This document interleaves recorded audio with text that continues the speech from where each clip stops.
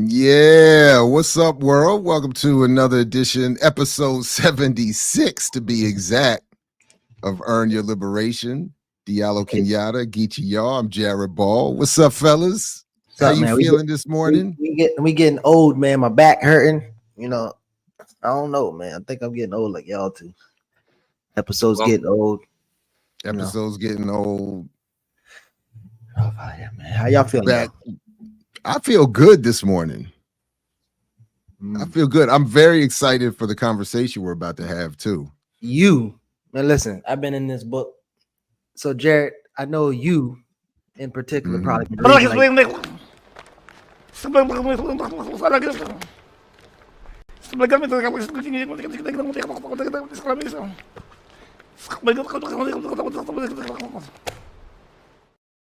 that's Jared reading the book, but me, I spend my time. I think I feel like I know Ebony them now because I've been. For real? Yeah, man. I think we cousins or something. I don't know. Cousins? Yeah, I'm in the book. I'm still in the book, and I'm gonna tell them they actually so they're excellent investigative journalists, and that's actually my first passion until NPR killed my dreams. I'm gonna tell them about my the Krog. What is it? Krog Fellowship. Yeah, they killed my dreams when I was coming out of college. I'm gonna tell them about that, but yeah. For real? Maybe they can call somebody up there and tell them to get me right. So, you know. Yeah, they have done selfishly. They've added to a very important body of knowledge. And I was just reviewing the part on the circulating dollar this morning. They've done some very important work, and that's crazy loud when you do that. Oh, my bad. Yeah, I'm just put it out there. Just yeah. What is that? A French press with your bougie coffee? Yeah, is that man, what that is? No, this is loose leaf tea. I be doing some things. Chill out, man. We drink hateration over here. We drinking some hater juice. Some hater juice. Okay, so yeah, I'm very happy to have this conversation with them, and we'll give a few more minutes to see if one of our guests is here. We'll give a minute or two to see if the other one gets here, and give our remixers a chance to file in, like, share, subscribe, support the platform via Patreon. The link is in the show description as we continue. I think we're a little over a month left on this demonetized wilderness wandering. So if folks can help out, your lesson? Don't do it. I mean, you still here? No, I'm joking. No, I don't know. Apparently not. Yeah, it's funny as hell because last week I got a lot of messages. Yeah, what's your messages? What you got? People were very concerned. They thought y'all didn't kick me to the curb. They were like, "Yo, y'all got a new name. They got a new logo, and then you don't show up." They really cleaned house over there. Well, you lucky we didn't queue up your audio of. Did you queue evidence of how y'all be doing me? No, man. I don't even know what audio you talking about. One I sent in the chat. Remember when Diallo said, "No, this probably not the right time to do it." No, I'm just saying, man. People, I got quite a few that surprised me. I got calls. People were like, "Yo, they kicked you off. What they done did? What you done did?" So they didn't see your live remote popping up looking for the wrong people. I'm just saying, that's how bad y'all do me. You see how they do me. Did Jared do that disappearing act, or he didn't do it? I sure did. I didn't even mean to. Man, you gotta teach us this little button. But I don't understand. Try a little tenderness, like Otis Redding said. Oh wow! This just disappeared out of both of our guests. All right, I'll have to be back in a second. I don't know what happened here. Give me a second, and I'll be back. Stop playing games with the features and just come be straight up with it. That's the problem. He played too much. What you was doing out there in the woods, though, man? Tell us about that. Man, I had some of the worst experiences of my life, man. Oh, really? Fucking, ran into in real life, physical flesh, ran into a black man in a goddamn MAGA hat, you know. And then, you know, I'm in Missouri, so you know everybody's friendly, everybody spoke. So this motherfucker nods at me like sup, and I say sup back, and I'm like, oh shit, it's a black dude in a MAGA hat, and I just gave him a nod, and I don't know how to revoke a nod, how to get my nod back. And so then I pass him again, and I sneer at him, and he's in fucking Whole Foods of all places. I'm not going back to Missouri, man. Fuck, this is a weird place, man. I think the way you get your nod back is you snatch people neck. Like, give me, you know how you give me neck? Nah, he's a MAGA hat, so I know he was well armed. You know, it's also open carry. Last time I was in Missouri, this woman had 2 Glocks, like a bandito, one of them gun belts across her chest in a vegan restaurant. Tomb Raider. With 2 open carry Glocks at the ready. Like, and now go back to Missouri the next year. It's a black dude in a MAGA hat in Whole Foods. Sorry, Diallo. All right, so big cities from now on. I'm never leaving the metropolises. Let's since both of our guests are here, let's go ahead and honor their presence. Yeah, and ignore my trauma. Fine. And ignore your trauma. Yeah, let's ignore. We get back to your trauma. That's less important stuff.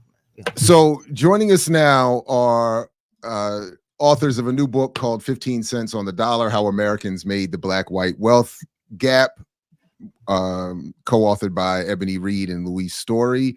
Louise Story is, among other things, a prize-winning investigative journalist who spent more than 15 years at the New York Times and the Wall Street Journal, where she was a top masthead editor. Her investigative reporting has led to the largest kleptocracy forfeiture in U.S. history, a multi-billion-dollar settlement in the derivatives market, and to Goldman Sachs SEC settlement following the 2008 financial crisis. Louise's film, The Kleptocrats, aired on the BBC, Apple, and Amazon. She teaches at Yale School of Management.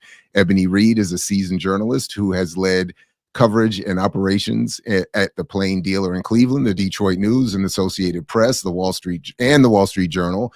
She is the chief strategy officer at the Marshall Project, a news outlet focused on the justice system, and teaches also at the Yale School of Management. And we welcome them both to the show this morning. Welcome to the both of you. Welcome. Good morning. Welcome. So I don't know exactly where to begin. I thought, first of all, I wanted to double check on your time constraints this morning. That was one thing I did not confirm or don't remember confirming. So forgive me for that. Thank you, Jared. If we could just be off by 8:30, that'd be great. But we're really happy to be here. Thank you for having us. Thank you for having us. Okay, so we're gonna have to talk mostly about your book in your absence then, because we're not gonna get into all of it, because we can't cover it in 20 minutes, or we're gonna have to do parts 2 or 3. So to be just mindful of the time, let me invite both of you to introduce from your perspectives what this book is about, and then I'll let Geechee go first with the questions, because I feel like he's bubbling over there even more than I am. So, but again, welcome, and please tell us about 15 cents on the dollar and what you both have done here. Well, I mean, I guess I could start just with our title. 15 cents on the dollar is the black-white wealth gap. A typical Black family has 15 cents in wealth for every $1 in wealth a typical white family has in the United States. Oh, I love that Louise is holding up our book cover. And that's from the Federal Reserve. That is true in the mean, which is the average, and also the median, which is when you line up all the numbers in the distribution. So what that means is that basically if you take out, the billionaires, one of the most common questions we receive is, well, is that because of the billionaires, which many of them are white? And the answer to that is no. This is a typical family that is Black, has 15 cents in wealth for every $1 a typical white family has. Typical being the median. It just so happens in the most recent data that came out last fall from the Survey of Consumer Finance, which the Federal Reserve issues every 3 years, that it's 15 cents on the dollar when you compare both the average and the median families, but they're not always identical, but it is right now. So I'll add on to that. What is this book? This book is a public impact project that Ebony and I undertook 3 years ago. We really want to help spur a lot more conversation about this important issue around the country. And that's why, first of all, we're emphasizing the data, because surveys show that a huge number of Americans think there is no Black-white wealth gap. Even Black Americans often think it's much smaller than it is. And so, A, we're trying to spread the data. B, we've been going into communities. So since February, we've been to about a dozen communities and held racial wealth gap symposiums where we've shared the data, but we've also brought together panels of people working in the space and used our ability to convene to shine a light on others. And we've had an MBA class on this for 3 years. And so, and also, I guess I should also add, in terms of the public impact, this is not something that Ebony and I are doing to make ourselves rich. By the contrary, we are donating profits, and you can see on one of the first pages of the book the pledges that we've made around that. So this is a public impact project.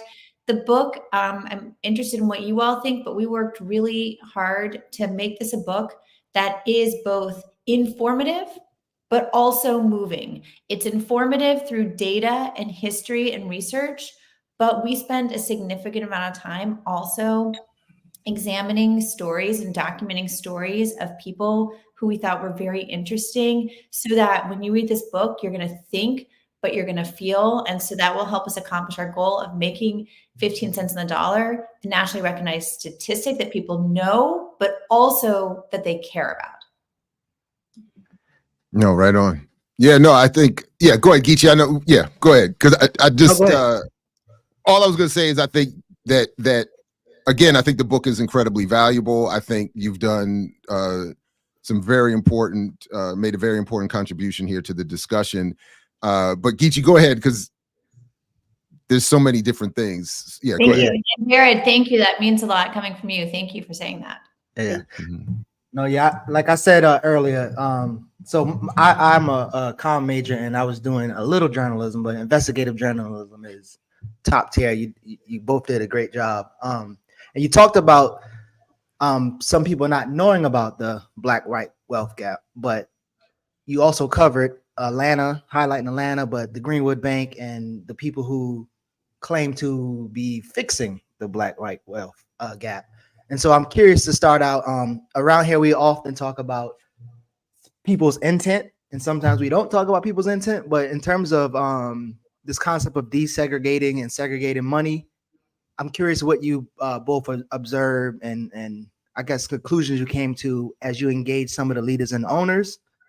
Again, I'm not sure if you are comfortable talking about their intent after, learning through them, learning from them, but I'm just curious how y'all. Well, just so folks are clear, because what you both have done is in many ways is center the stories of the founders of Greenwood Bank in Atlanta and Atlanta's history more broadly.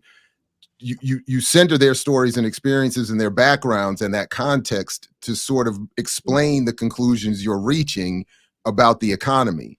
So yes. So that's yes, because I know our audiences are going to know we have a little friendly back and forth with Mike and some of the and there's but you all have done. We're not creating an undue emphasis. Jared, you're right to point that out. And in fact, we should give the audience the context, Jared, I think, which is that we first came to know Jared through our following the storylines of the three founders of Greenwood Bank. So we decided to follow Greenwood Bank because they were founded in 2020, which was an important time in our country's racial reckoning. And they were founded with the stated mission of closing racial wealth gaps. And the three founders, Andrew Young, Killer Mike, and Ryan Glover, are really interesting people. And it turns out even their grandparents and great grandparents were interesting. We learned a lot of things about their ancestors that they didn't even know. Mm-hmm. And, when you tell a story, you need also to have people you follow through, and interesting things are going to happen. So we followed Greenwood Bank, but on top of that, we also followed a woman who was a customer of Greenwood Bank and many other customers, but we focused on one, and we told her story and her ancestors' story.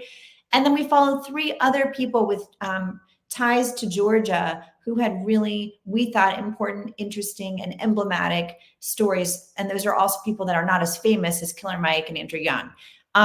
But we should tell the audience the way we came at first to meet Jared is because in our following of Killer Mike, we saw that in the summer of 2020, he posted Jared's book on social media and said he was reading it. And so when we were trying to understand what he was thinking when he was co-founding Greenwood Bank, we're like, oh, what's this book he's reading? So we went and we read Jared's book and we thought it was very interesting. And we cite Jared's book in our book. So anyone who finds Jared's book interesting should definitely read our book, I think, and we cite it. And so then we also contacted Jared. Ebony contacted Jared and had conversations about the book and also about Jared's conversations with Michael Render. So that's how we even first came, I think, on your radar, Jared, and we're glad we did. No, right on, right on. So yeah, please. So to Geechee's question, I'm sorry, which was yeah, and again, I think in terms of, so one particular idea I thought or thing that I remember when your research didn't really gel with Ryan's research, and then I think it was this, to me, I read it like he was like asked y'all to leave, but really he was like his manager was like, we're gonna charge y'all now for talking to this person because it was difference in research. So I'm saying after y'all have learned and worked through this stuff with them, I'm curious how y'all think about their intent on trying to even do this. Like, do you think it was, well intended, or the people, they didn't know what they were doing? And I know sometimes attention. Yeah, I mean, Ebony, you could talk if you want. Let me just add this on intent, and then segregation of money is something that comes up throughout our book. But we think the Greenwood Bank founders had good intent. We've spent a lot of time with all of them. They all participated in our book, and we think they had good intent. That said, we always, in our reporting, make sure we ask the questions that need to be asked. And there are tough questions in our book. Some of their customers, their employees had questions, and we asked those questions. So I don't think you would call our book a puff piece, but we do think people set out with good intentions, and they set out to do something that's very challenging, and they set out to do something that may or may not be possible even. Really. And I think we shone a light on all that through the course of the book, and readers will see and experience the revelations as they kind of came in time. Yeah. I mean, I think that I hope one of the things that people will get from reading the book is that to tackle and address the Black-white wealth gap, it is a very complicated and nuanced situation. You're talking about it intersecting with the criminal justice system. You're talking about it intersecting with entrepreneurship, education, home ownership. And so I hope people get that from our book.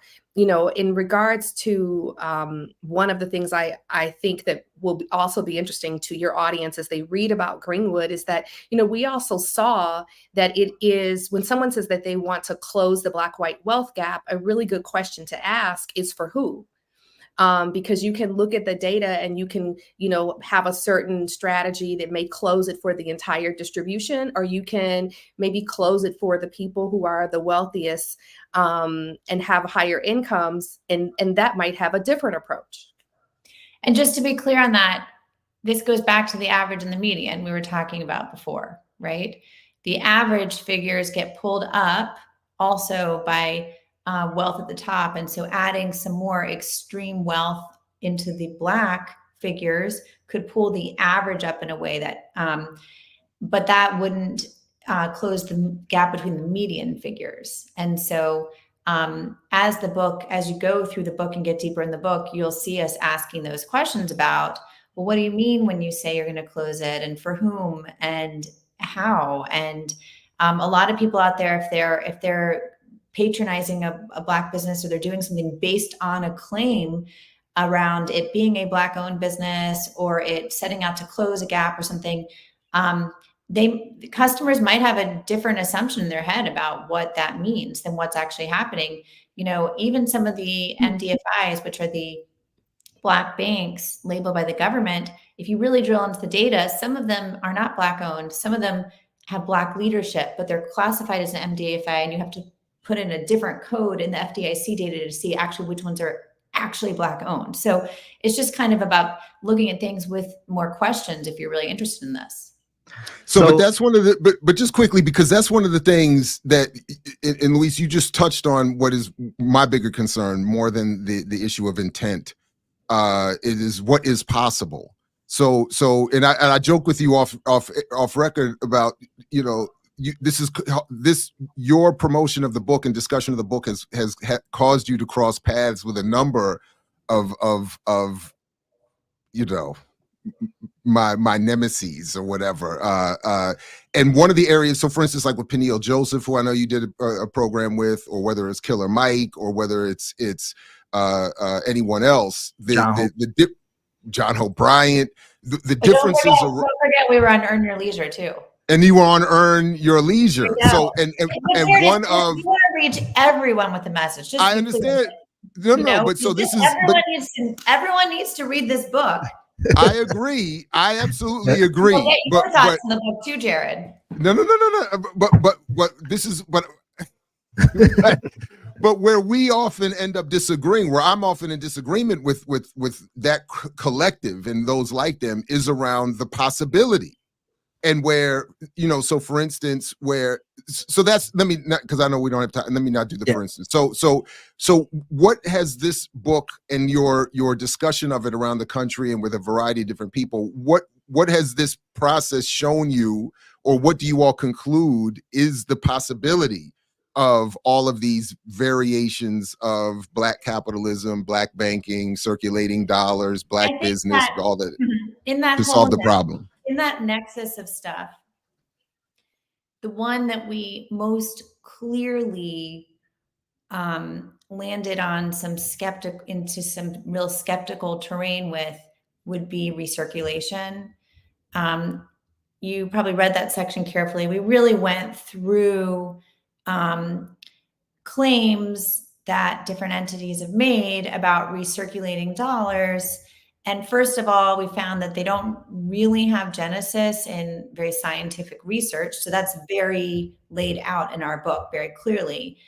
And second of all, we just pointed out that even if some of the old claims were true about like the recirculation in the Greenwood district, which by the way, we show they may not even have been true then, but let's say even if they were true, it would be harder today because of the internet. You know, and if money did circulate that many times in the Greenwood district, it did so at a time when people barely traveled and there was no internet. So people were like shopping right there. And, you know, commerce and the economy has changed a lot. And it's hard for local businesses, period, no matter who they're owned by, to get people to come in and regularly shop there versus to go on to Amazon. So I think, you know, of these areas you mentioned, that's the one that, you know, we just really looked at the statements very closely. And I think your audience will, you know, really get a lot out of reading that section. So I wanted, or hope we had more time, but we wanted to probably get into, as good as a job y'all did with journalism, when y'all covered Black Wall Street or Greenwood, it was some things that I would assume that y'all would have caught in terms of like the extreme wealth gap between the Black elite and the non-Black elite. But I also wanted to do this because Tandria, if I pronounce her name correctly, that's right, one of the ones that I resonate well, but she caused me to create this really quick video I want y'all to respond to in real time. Okay. American Sesh. I was smoking a blunt when I came up with American Sesh, to be honest. And I'm not no smoker. That's a disclaimer. And I'm like, I want to create something called American Sesh. But in this realm, you bring celebrities, entrepreneurs, creative executives, and people that are broke, that don't have no money, that's still trying to figure life out. And you put all of these people from different socioeconomic backgrounds in a place where they come together and collaborate with no ego, no phones, just pen and pad. And we was like, damn, that's a good idea. I feel like that's my life's work. Slutty Vegan is the bread and butter and like makes the money and does what it does and is impactful to the community. But like When I tell you this is like true community building, to be able to collaborate and bring other like-minded individuals in a space with no phones, no ego. Like, it's a difference when you talk about it. Like, describing it is not enough. There is an emotional connection that takes place. There are people who are at their last dime. They get an opportunity of a lifetime by being in this space. The resources, the support, the love, the energy, the music, the dancing, like, this is entrepreneur church. The panelists are the choir. The hype man is the praise and worship team. The host, me and Derek, we're the pastors. The people in the audience is the congregation. The DJ is the usher. And I'm like, that's crazy. This is church for entrepreneurs. So when people walk out of that room, everybody felt like it was an opportunity of a lifetime, even if they didn't get an opportunity to ask their question. That is wild. Being changed. And as you can see it, like, people go from not having money to having their rent paid, to having a place to live, to having PR services, to having business opportunities, all from being in this room. So I'm so proud of American Sesh. This is an intellectual food, and this is the kind of food that'll stimulate your mind, and we get to do that in that room, and I'm so proud of this work. How does it feel to touch the people? I don't feel like I'm touching enough people, to be honest. You know, I said this yesterday. I did a give back at my restaurant where I was giving out Pampers and wipes and bottles to new moms and mothers in need. And I said, if only I can get these big corporations to pay attention to this and dump money in my foundation, then I can do more. I don't feel like I'm doing enough. My foundation paid for 800 students to get an LLC the day of their commencement. 800. So I'm not telling you to go off and be an entrepreneur, but I'm telling you to start that pathway to entrepreneurship. Pinky Cole Foundation did that. Pinky Cole Foundation also made sure that the debt of 30 college students was paid. That's what the Pinky Cole Foundation did. So when you talk about doing the work, put my money where my mouth is. And the foundation has changed lives, and it's going to continue to change lives. And I'm really, really, really proud of the work that we do. Okay, so what's the question? Because we want to make sure we get your question before we run out of time. Yeah. So obviously, Pinky Cole is a little bit in the book, and also she's connected to one of the main people we feature in the book. One of the main people we feature really looks up to Pinky Cole. Absolutely, yeah. So in terms of some of the things she said in terms of putting broke people in a room with entrepreneurs and celebrities, and some of the things that you have in your book, knowing that Killer Mike was kind of like a celebrity for that, like any conflict or contradictions you see with the idea of American Session, some of the things that Pinky said in the video. You know, Thank you so much for sharing the video, but we do mention that Tandria participated in American Sesh, but the truth is we didn't really examine American Sesh in detail. We examined so many things in detail. That's why our book is so thorough and lengthy, but we didn't really examine that. So I think since we didn't really examine that, we don't have a point of view on that, but it is interesting and I think a good thing to watch and to keep an eye on. I mean, I'll just add, like, I hope that it does create a community for entrepreneurs. I mean, it's not easy to be an entrepreneur. One of the things that was mentioned in that video is about student loan debt.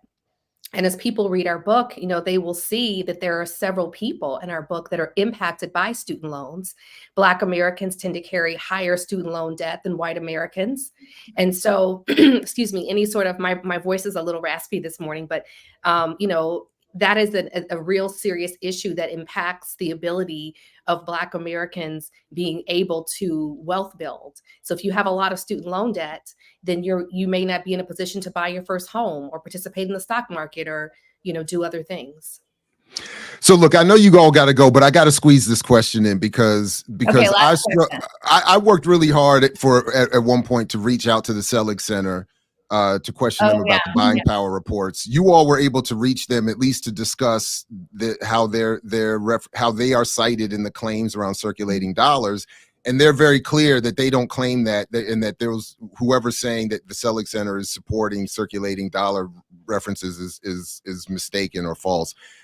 But I'm wondering if at any point a discussion with them about their buying power arguments came up, because that to me is the bigger misrepresentation of them and their work in these spaces. So I just was curious about that. That's a good question, Jared. And, you know, we do cover buying power in Mhm. very much include the questions about it in the book, which I imagine you were glad to see. Mhm. But this is literally the entirety of what the Selling Center sent to us. We asked them about the recirculation figures, and they said, which have been cited to their center all over the place. We went to the source and we said, what's up with these figures? And they said, the statistics you cited do not come from the Selling Center for Economic Growth. The Selling Center has never produced any estimates on money circulation. I do not know the source of those statistics. So pretty cut and dry. We've got it in the book. We hope people will read it. We're very accessible. When you read it, you can connect with us on LinkedIn or some other social platform. DM us. We want to know what you think. And also a special thanks, Jared, again, for your accessibility, your thoughts, your insights, and the role you played in our book. I think anyone who is interested in the work you're doing will want to see you in there.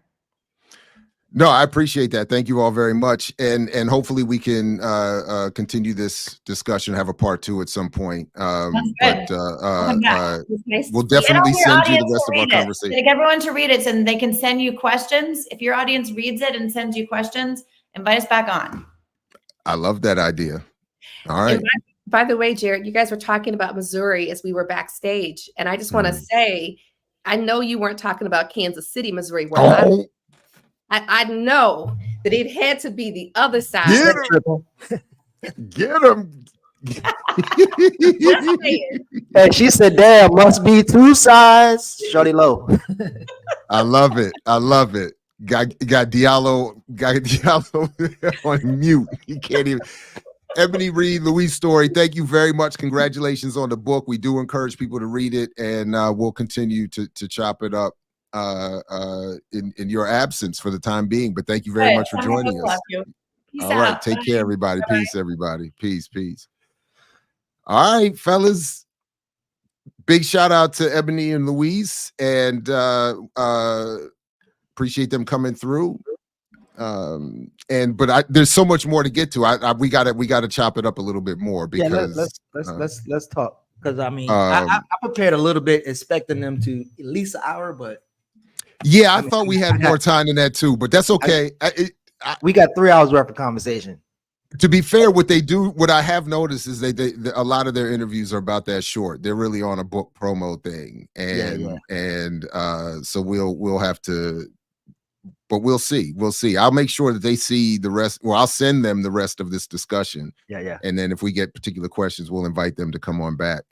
But yeah, let's start with the Black Wall Street joint. So, and me and 2 Black actually was talking about this, but I'm assuming that they was doing so much deep diving and everything else, because even when they went to Black Wall Street, the journalists who moved from where Ryan's family was at, where they had the guardianship of children and land, that journalist moved from that community to Greenwood and end up being one of the, wealthier persons.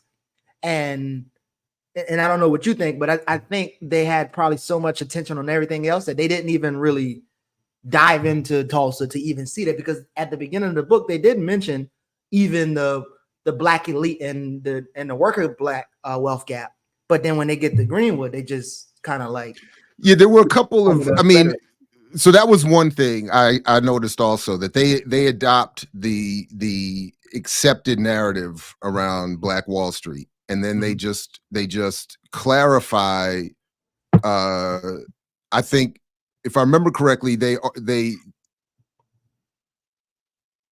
actually, what I remember, I take that back. What I remember is that they follow the basic narrative and then only use that to as a backdrop to where the Greenwood Bank Initiative gets its name. They don't really get into the work that 2 Black and others have done on what the actual conditions were, the discrepancies, the class discrepancies, the relationship to the broader white-based oil economy. I don't think that they do too much with that. That's not their focus.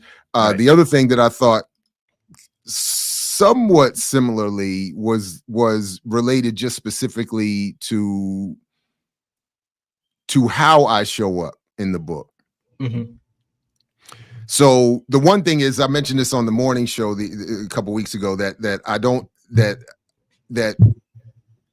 when we first started talking about, for instance, my family background, I thought they were doing, if not a full book project, on at least a section specific to the differences between the Black and Jewish experiences in this country.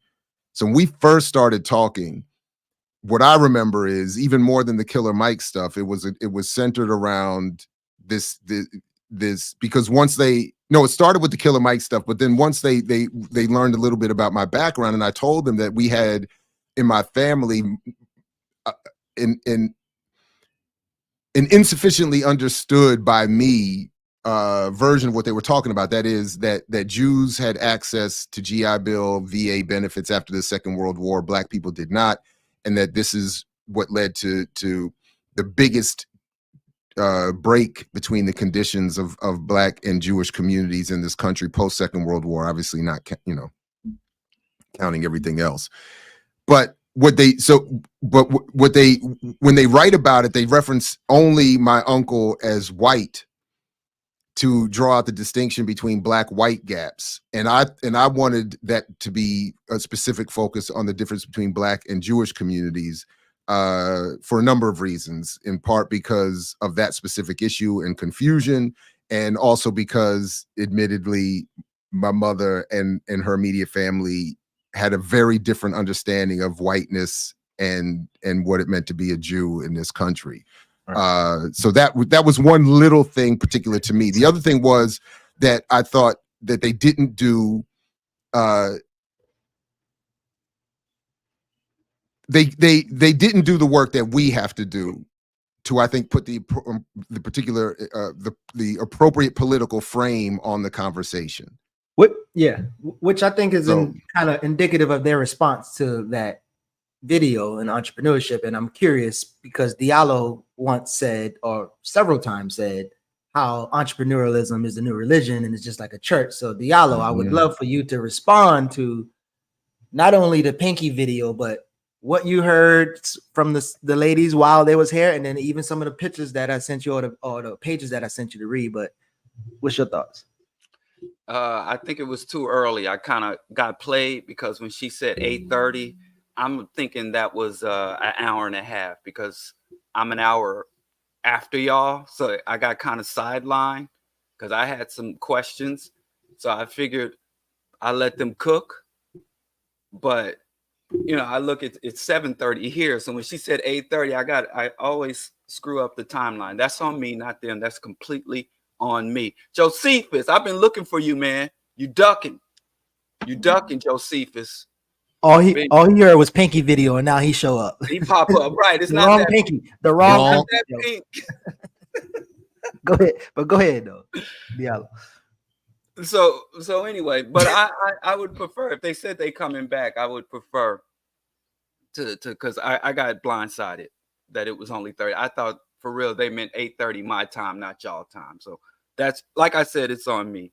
But what I would ask if they were here, which is what I always ask anybody who identifies an issue and proposes an analysis of the issues and even solutions, is, what does victory look like? Let's say the Black-white American wealth gap was closed.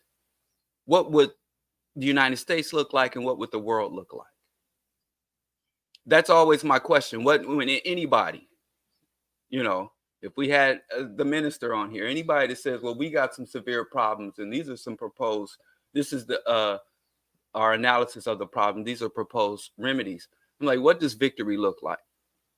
Because I know, in being in perpetual struggle, perpetual oppression, this perpetual oppression and sporadic resistance, we don't even get around to thinking, hey, what if we did win? What if we woke up one morning and we were the winners? And I think as many revolutions as I've studied, successful revolutions, not enough people ask that question. Right. And so that's what I would be very curious about with this prosperity politics of closing wealth gaps. And y'all already know my position on the wealth gap. I think the very concept of a wealth gap is absurd for us to be trying to close. But, or we close the wealth gap the same way white people close their wealth gap. with the rest of the world. But anyway, that would be my question. What the hell does victory look like? I know Black folks and many of us thinking, oh, I get to pay my bills on time.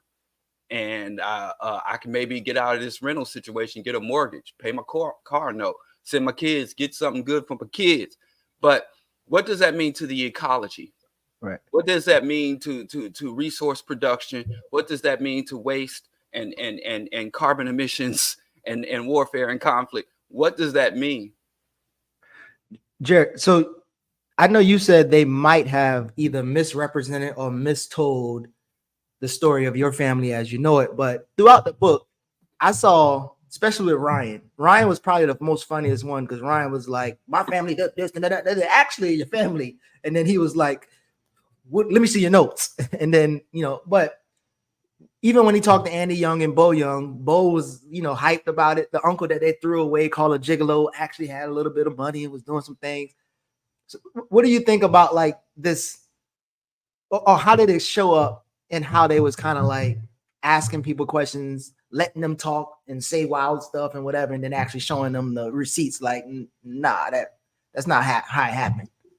So, I mean, I think this is, again, I mean, they are, as we pointed out, they are very competent investigative journalists. They're not revolutionaries.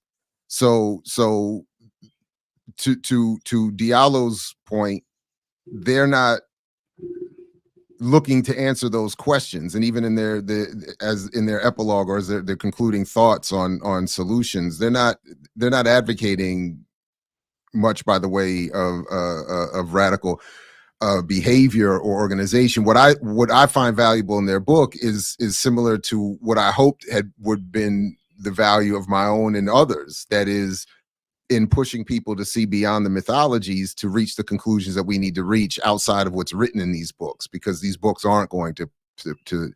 So to your question, I liked their method in that particular context, because for my selfish purposes, I'm not going to be able, and as was evidenced in our exchange or attempted exchange, I'm not going to be able, I don't have the approach, the skill set, the frame, etc., to elicit from these folks these kinds of stories, to get this kind of information, even if they didn't mean to convey it, that we can now make value out of.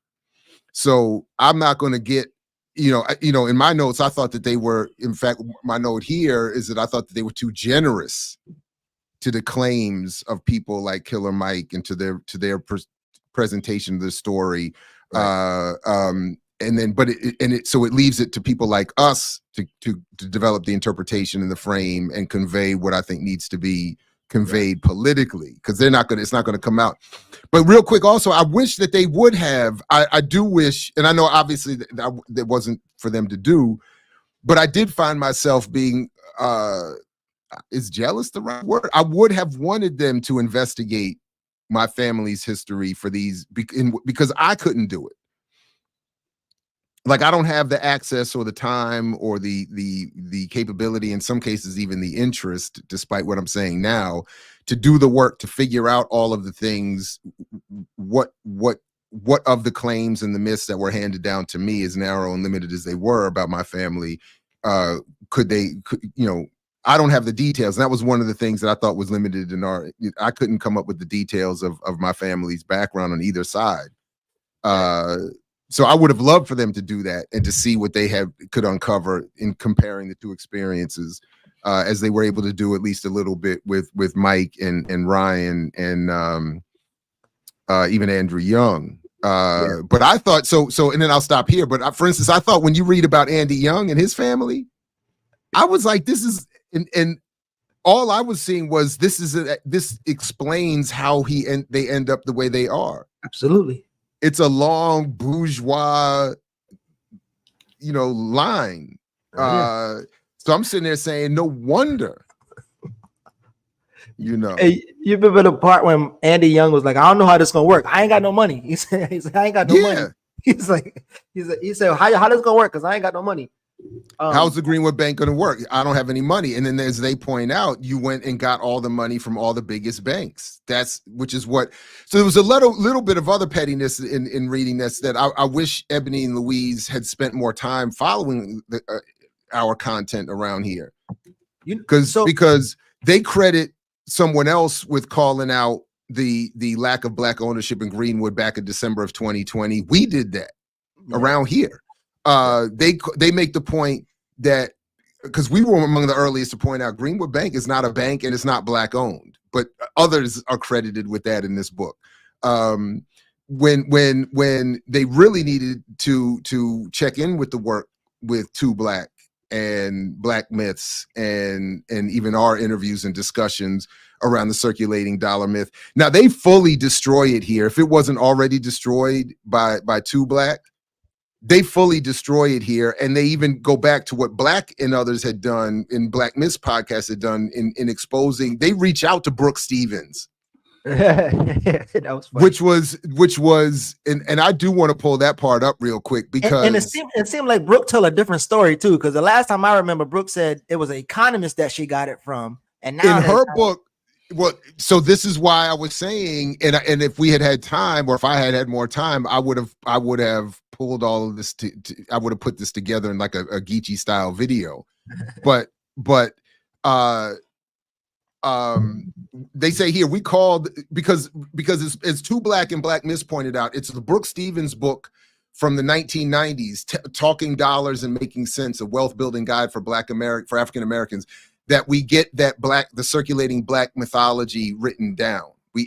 So this is the page where, first of all, they're also disavowing, the Selig Center is disavowing the citation where they were cited as making this claim, which they do not, because they're busy making other false claims and falsely reported claims about buying power. But they say here that they reached out to Brooke Stevens to ask about the recirculation figures. She told us they came from two businessmen she met at a conference in the early 1990s, and that they had done the recirculation study in Washington, D.C. in the 1970s. That's all the information she had on them. So this is different from the version she puts in her book. Yeah. Which Ebony and Louise don't go through. But Black Myths and Too Black and I did it. They did it. When you go through Brooke's book, she says she got it from some economist. And when we even went and looked up his research, and it was a mess. So I'll make sure the link to that video gets put, or those videos gets put in the show description here. But there is no Black circulating dollar. And Ebony and Louise confirm that all the, and then when you see Brooke saying in a really embarrassing, if Brooke is accurately quoted here, she should be embarrassed. Yeah. Because she is saying, I leaned on non-research to make a claim based on meeting two people at a conference and something that they referenced back 20 years before that in the 70s, without looking at the data, without looking at the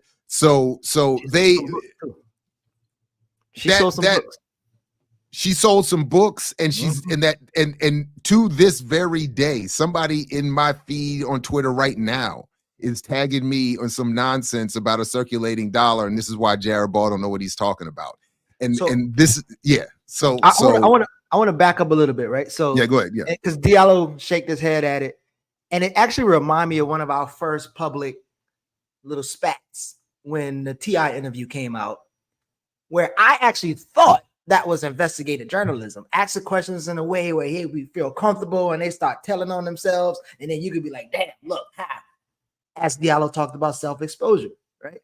But I'm curious what Diallo was thinking when he shake his head in terms of like the investigative journalist, as opposed to what Jared will ask. Like when you say something wrong, Jared gonna pounce on you. He gonna do the ball signal, and the investigative journalist probably gonna navigate around, because even when how they communicated what they shared with Ryan was like, oh, well, we saw something different. They didn't say, oh, you lying, your family ain't did this, or whatever the case may be. But anyway, Diallo, I wonder what you think about investigative journalists, and do you feel like they could be softballing to get information? Well, I mean, they used to call investigative journalism muckraking. And I think that, you know, probably one of my favorite investigative journalists is Greg Palast. I think what I respect about investigative journalists is that they don't pretend to be impartial or non-biased, that they seek to, I don't think, I think it's different than detective work where you employ a level of deception or manipulation to your target. I think it's I have a lot of respect. I get a lot from of it. Another great investigative journalist, Gary Webb, who broke the whole CIA crack cocaine connection. So I don't think that whole, you know, play footsies or play nice to get what you want. In the investigative journalists who have informed me and educated me over the years, I just haven't seen that tactic employed from their journalism, you know. And a lot of times people just kick in the door and people go running. They're pretty much very clear and obvious that I'm trying to reveal some, and they tend to look more to disgruntled or discontent or justice-minded individuals who are on the inside, whistleblowers and informants, more so than going to the people who are at the core of the problem and massaging them to trick them into revealing. So it's just far not being a journalist, but you know, being a appreciative consumer of investigative journalism. I just don't see that whole play nice to get what you want from the ones I have read over the years and respect. I think they come in obviously saying, hey, I conclude that there's something being hidden, something being obfuscated, or something that you don't want to reveal, and I'm going to pry it open. I'm going to muckrake. I'm going to go dig in the sludge and see what's buried, as opposed to, hey, let's be friends and I pretend like we cool, and then I'm gonna run and tell all your business. That, to me, that's not investigation from my point of view. Right. So while they was going through the book, again, I told you they inspired, because my type of journalism that I was wanting to practice and that I was doing when I was in Eastern Kentucky was that.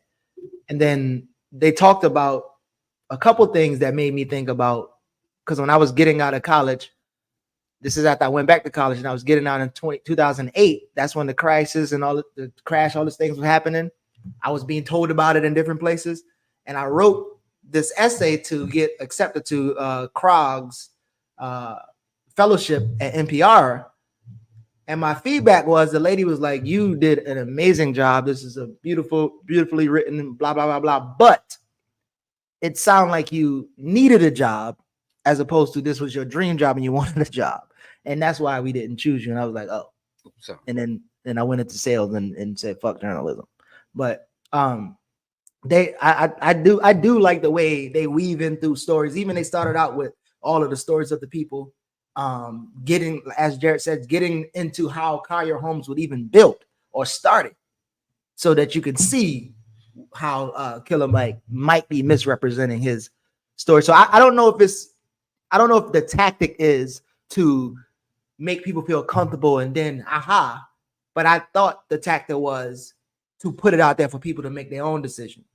So if I'm just speaking to them, I'm just getting information and then letting somebody else, as Jared said, they don't just, but as they pointed out, even when they were here, and I think their book conveys this. Again, they're not approaching this with a certain politic that we all might appreciate, but they're raising questions. They're not just sitting and letting people tell their story. That was in part what caused the problem with Ryan Glover. But they're injecting direct questions about when they ask Mike. I mean, you can see Mike doing what he tried to do with me. In what he does in his public performance, where he's trying to massage his story and use his background as a method of deflecting criticism and defending even as a prophylactic against future potential criticism. You could see him doing that with them. And then I felt you could read the struggle he has when they're asking him, for instance, about what do you actually know about Greenwood Bank and the banking system. And Mike is basically, you know, and they say he starts to and I think they use the phrase, he starts to change his tune once the criticism started coming out, and once the realities were becoming more clear, that because at one point I made the point that, all right, let me slow down. So at one point I made the point in my notes that Mike is being used to promote a narrative. And this is what for work I'm currently trying to do this summer is important for me. So I noted that Ebony and Louise make the point that Mike was my word used to create the narrative that Greenwood as a bank, as opposed to a fintech, ultimately backed by white banking institutions, white finance, white CEOs, and all of that, was a Black institution and bank that was going to redistribute wealth, recirculate dollars, create, you know, and that Mike was being used to create that narrative. Once that narrative was destroyed, or at least challenged, they make the point in the book that Mike seems to have changed his tune. And when they go back to talk with him, he becomes more of that typical PR celebrity spokesperson who says, I really didn't know. I really don't know what I'm doing. I really don't know what I'm talking about. You should really talk to them to get the details on that. And you know, and they point out that he was more of they compare him to Jay-Z owning the Brooklyn Nets and not having a lot of actual power and influence over this project. And then he sort of starts to fall back into that whole, you know what, I really didn't know. I'm not even a majority owner. I'm my bad. You know, I was actually more money. I was trying to get more money. That's what he said. So on the one hand, I do wish, and this is why I'm saying I could not do it, because I wish that they would have, you know, gone, you know, been more combative perhaps, but I think actually what they've done is very helpful in they ask the difficult questions, again, without a particular political frame, and maybe in a way that is less threatening. And because at the end they're reporting that Mike is thanking them, and he reached back out to them and said thank you for Mercer Barada around, or you. But go ahead. Well, Go ahead. My point is, I don't know if he actually had read their book at the point that he was thanking them. It was sort of after they left, after the interview process, he reached back out. I don't know if he feels that same way after having read this book. I admit I would be curious about it, because they cover in the book the back and forth he and I had a little bit via Instagram and all of this other kind of thing. I do think, and I will say, I wanted to bring this up with them, and I'll probably just write them about this. I do, or maybe I'll just review it and make sure I'm not just too much in my own feelings. But I did kind of feel like they could have done more to, like Louise even said in our interview a minute ago, she said, we read your book and it was interesting. And I'm always suspicious about the use of that word, you know, because I did, as I'm reading their book, I'm thinking, I wish they would have done more to explore my argument. They make reference to my book. They make reference to the back and forth with Killer Mike, but I don't think that they did enough to actually either credit me or involve my work in their own discussion of the mythology around buying power. And at one point they just say it's fictitious. It's not real, but they I think could have connected that more to the work that I've done to prove that. But you know, so that's a small little thing, but I think you know why they said it's interesting though, because again, I think that line, and maybe it was unintentional, but that line, how they respond to Pinky and the entrepreneur stuff, I think that's probably why they would be like, oh, that's interesting, because they have a particular line. And I want to say this real quick. So when they opened up Mike's chapter with Barry Manhole quote was kind of wild. The Baltimore mayor who was something else. But as I was going through this book and I was sharing it with different people, I had several friends here in Atlanta who actually said they was on their waiting list.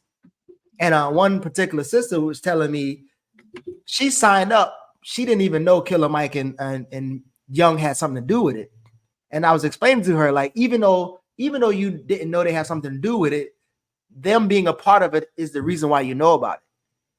And so I started asking, I was like, do you know about the Tulsa real estate fund? She was like, nah. I was like, well, what about the Black House over there, the Legacy Center? Nah. And it's like, this is why, you know about it, because Killer Mike. And now just so happened that you respond to it. I mean, see them later, but I guess I wanted you to kind of talk to that, Jared. This idea of, again, using these celebrities, and we're going to talk about a little bit later with Chuck D and Herbie Hancock and all these other people, but using this, the role of the celebrity, what are they used for? And then how even you can be influenced by a celebrity by not even knowing that you're influenced by a celebrity. But the reason why it's in front of you is because maybe a celebrity is attached to it. So, well, it's almost like trickle down celebrity. So Andy Young is brought in because his relative celebrity can connect to certain Black bourgeois political figures and then connect them to the white banking and political elite infrastructure.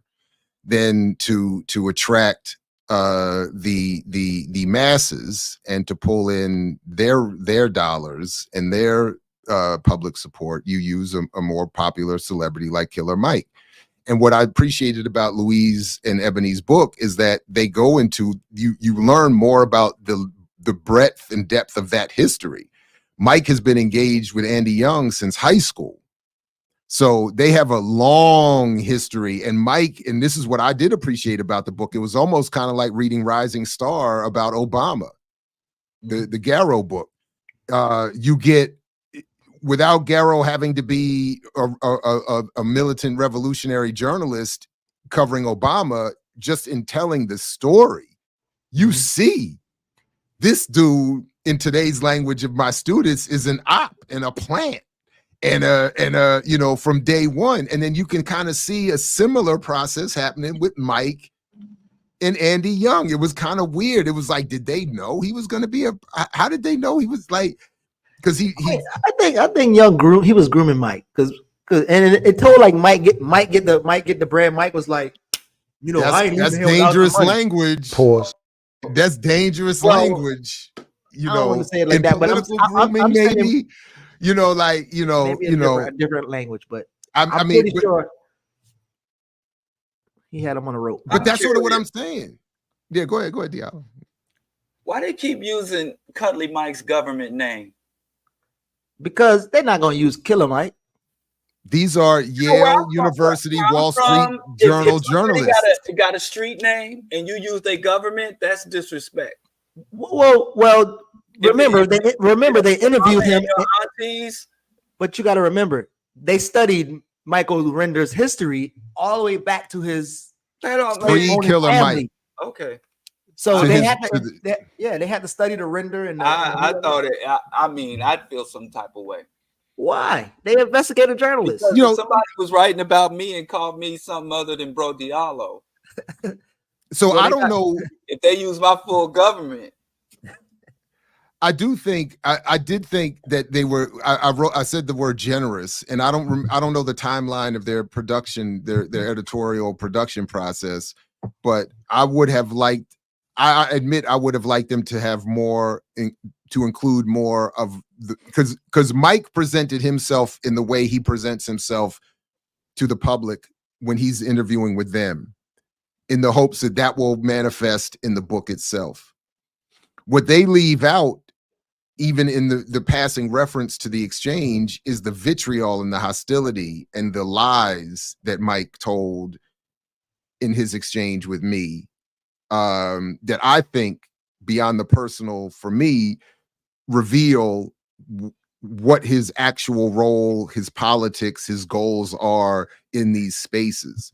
That might, so without having to get into anything about can they determine or anyone determine his intent, it becomes, I think, more clear if you report what actually was going on in terms of what he was saying on the Breakfast Club, in other social media spaces, on Twitter, because I informed them. Like they would, Ebony in particular would keep in touch with me over the last, I don't know, year and a half or longer even, as they were working on this book, and would ask me for updates, both on, did you get any more information about your father or your uncle, which I never did, and did you, what's the latest with Mike? Did he ever respond?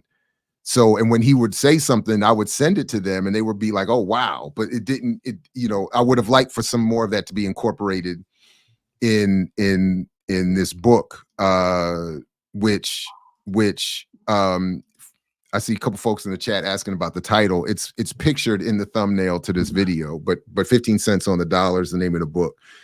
And so speaking of which, by the way, and then we can either move on or go keep going. But I just wanted to say very quickly that one other bit of value to this book is that it updates readers on the actual economic condition of Black people in this country. So whether it's the 15 cents on the dollar that Black people earn, whether the updates on just go to your mailbox and look at all them bills.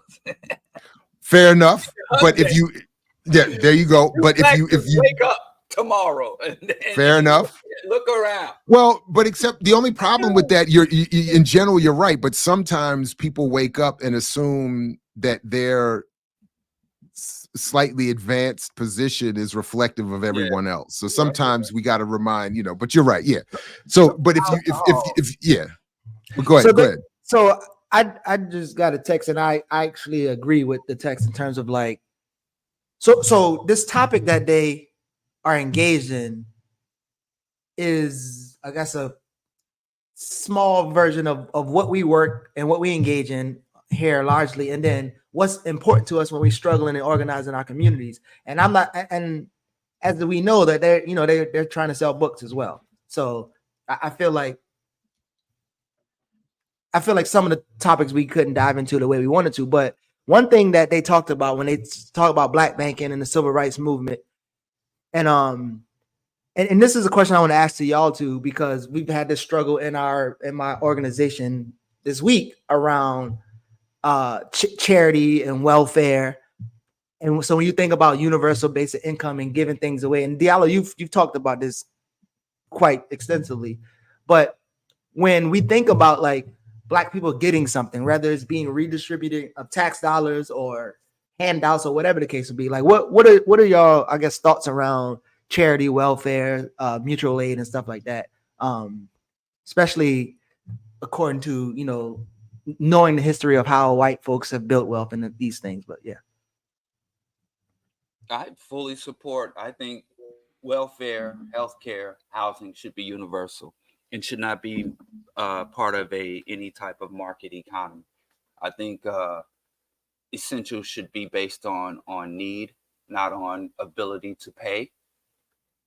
But I think welfare and charity in this condition should be a stepping stone or a harm reduction thing towards revolution.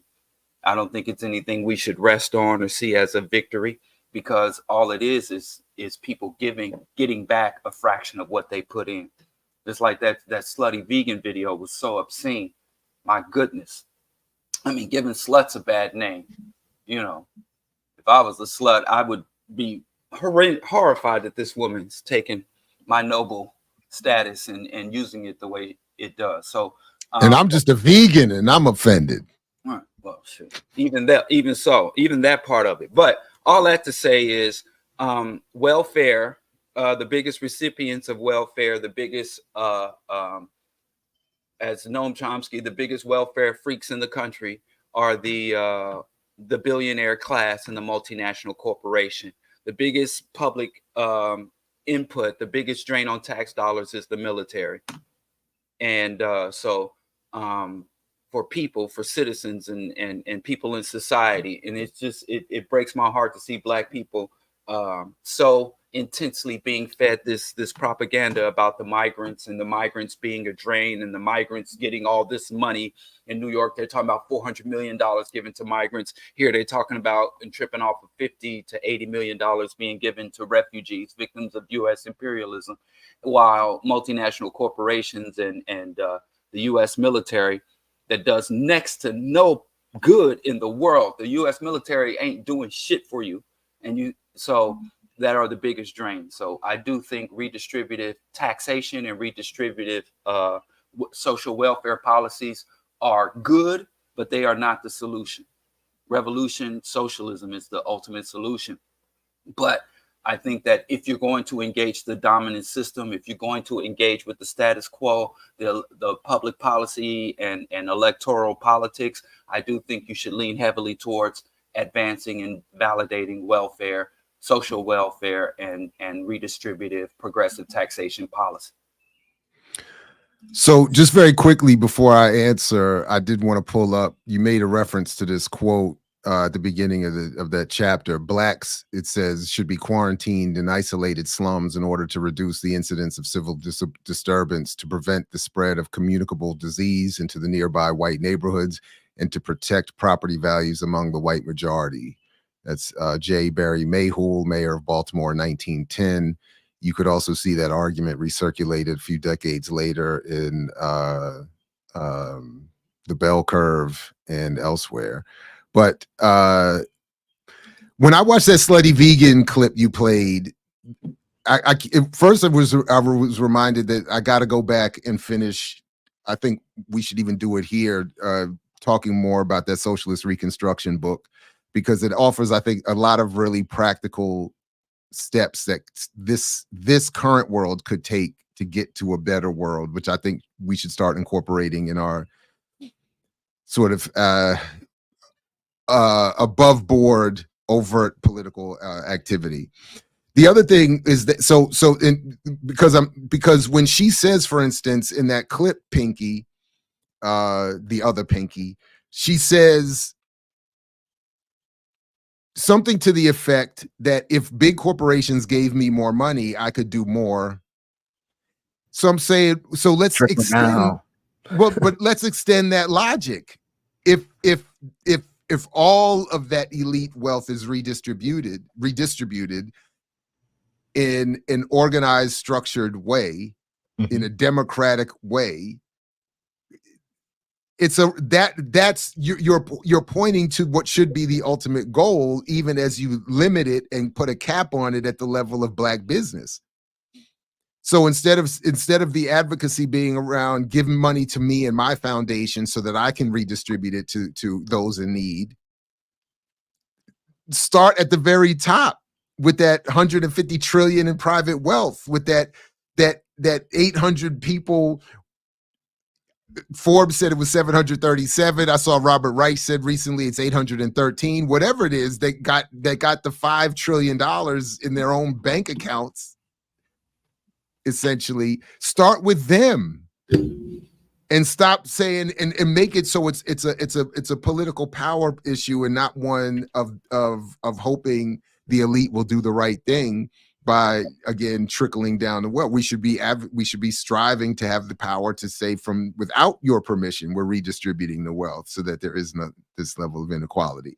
And that's the frustration, and that's where I see the value of even Louise and Ebony's book, of and other work that may not in and of itself may not in and of itself be revolutionary, but is pointing people towards getting by some of this mythology so that we can reach some more revolutionary conclusions.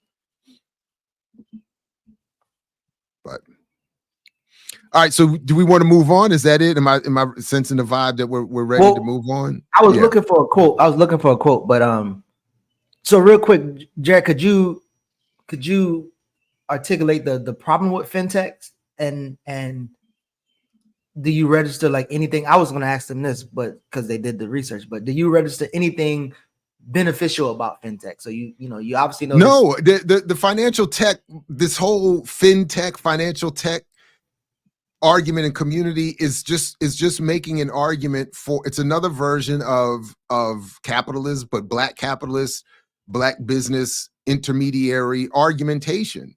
So there's a part in and I don't know if this is the one you're looking for, but there's a quote in the book that I was looking for that I know I highlighted somewhere where we've covered this before. It was another moment where I was reading the book saying, man, Ebony and Louise should watch our show. That Greenwood Bank as a fintech platform is promoted because we were among the first to make this point. You're promoting yourself as a bank, but you're not a bank. You're an intermediary platform that is the Black gateway to bring in Black suckers or depositors to deposit their money that is ultimately housed in white banks. And they show that the white bank that backs Greenwood it doubled its deposits after all of this fintech promotion, black bank, DEI banking as a solution to inequality. They went from like 600 million in deposits to 1.2 billion after it was promoted via Killer Mike and others that this black gateway is the way for black people to get banked, to get into the dollar circulation game, and get into the black entrepreneurial game. And it doesn't do that. And then they show in Ebony and Louise's book, what we've covered also previously, that Greenwood is the black fintech version, that there are ones for the LGBTQ plus community, the Latino community, there's a feminist version, there's all. I'll find the quote when I stop talking here in a second, but they go through all of and Greenwood is the black one. So at the back end of all of these are white banks who are benefiting more than anyone, because the fintech is not a bank. It does not warehouse your money. It does not do any of the banking operations that you think of when you think of having a bank account and investing and whatever else you're doing. All of that is conducted via white platforms and technologies like Plaid. Again, we covered all that here. Plaid was one of them. I forgot the name of this other one, but that we covered. But then all of it gets funneled to SunTrust and all these other white-owned banks that end up with all of your money. And then the surface, the storefront has Killer Mike and John Hope Bryant and Andy Young and Glover and whoever else, and Earn Your Leisure and all of them on the front saying, hey fellas, hey ladies, hey black people, come on in. This is your pathway to freedom. And then you don't see at the other end, you just giving your money. So that's what the fintech industry is actually doing. It's creating a little intermediary space for some black business and others, entrepreneurial intervention and skimming off the top of the black community's limited resources. So Diallo, you want to respond before I get the last I'm question? just saying the reality would be no better. My first venture into black banks with the delusion that it meant some type of level of black empowerment or black liberation was Douglas Bank. And I was in a National Black United Front and coalition meeting with several black organizations. And one of the men got up and said, everybody hold up your Douglas Bank cards for Frederick Douglass Bank. And we all held up our Douglas Bank card. And let me tell you something. Black banks don't behave much differently than white banks. So even if we get our own banks, and let's get our own penitentiary, and let's get our own, like, fucking coating something in chocolate, does not change the core of it. The red, black, and green electric chair. Right. You know what? Something, right. Using solar energy for the electric chair. You know, so banks have been banks forever and a day, and banks, when they black, do the same shit. And I don't blame black banks, because they have to do risk assessment. My brother, when he graduated college, first thing he did, he worked for a bank reviewing mortgages. And he was a pro-black dude who came up in the black community, came up out of poverty, and got a basketball ship to come up out of poverty. And his whole mind and mission was to help other black people come up out of poverty. And when he went to work in banks, he discovered, all I'm doing is perpetuating wealth, because banking is not a liberatory industry. It's not an empowerment industry. It's a profit. So he was denying loans to people he was worthy of loans, who needed it, and kept cycling and returning money and more wealth to the people who had it. And even the black people he was able to help come up, they were already the black elite, the black bourgeoisie. Banks are not going to liberate us. So anybody talking about black banking wants a solar powered electric chair as a solution to mass incarceration. It's just, I don't even understand, but these words, I think it's the concept. I think people, like you were saying, it's not a real bank, but people don't matter. Like they walk into a Black-owned business or deposit in a Black bank, and the psychological stimulus, the endorphins are more important than the material reality that is brought about through those behaviors. So that's important because even in that Pinky video, the biggest part for me was when she said there's an emotional connection there. Because I think people like skip over that, but let me this was that. Just real quick, I just wanted to show this was that part I was talking about. There was Copper, a fintech bank for teenagers, Sigo Seguros, an insurance app focused on Spanish speakers, Fair, which focused on the Muslim population, Pomelo for money transfers to and from the Philippines, and Daylight for the LGBTQ plus community. And then Greenwood was for the Black community. That's all it was, and all of it's supported by JP Morgan Chase. It's all supported by Chime. It's all, it's all this other kind of, it's such a scam, man. So it's such a listen, scam. There could be so many things that I feel like we could talk about. And one of the things I was going to ask you, of all the individual stories, whose story you resonate with the most? Like you had the brother Brooks who kind of was going to marry. He married white, and he was like, I ain't dealing with this race stuff. I'm going to do whatever. Then his dad got killed by the cops. Then they got a big ass settlement. And he's like, now I'm wealthy based off of that stuff. But Tandria was one of them who was very interesting to me. And as Bank wasn't there yet, they had a waiting list. And there was almost 700,000 people on the waiting list. And again, I know several people that I talked to this week that was on that waiting list. But she was on a waiting list in one of the Zoom calls. And again, she was listening to Pinky talk about the other Pinky, about her success story and how the reason why she's where she at is because she had to get evicted and she had to get a car repoed. And that's why she became successful. But there's a point where on page 192, it says, greed trumps race, she wrote. The idea was articulated by Tanya Sam, the host of The Gathering, who was interviewing Pinky Code. As Tandria understood it, the message was that it didn't matter what race you was. If a person or entity saw that they could make money from your business, then the color of your skin went away. So, and Pinky was like, I guess I didn't hear the video, but based off of how it's reading, Pinky didn't disagree with that. And Pinky believed maybe she's trumping race now in her preaching entrepreneurship. But did you read that? Go ahead. But here's the thing about Pinky. I mean, she is really honest, and I think she's telling the truth through a double lie. And let me tell you something, all you poor, when she said put wealthy people in the room with poor people, she's literally saying let's put predator in the room with prey. Because you're going to walk into that sesh and you're going to have this grand idea, these ambition without the capital to carry it forward. And not only will you not have the capital, you will not have the legal representation. And so the predatory wealthy people going to walk in that room. They might not have the ideas, the ambition, the vision, but they got the lawyers for copyright. They got the finance to set up the structure, to write up the contract. So that's a predatory situation.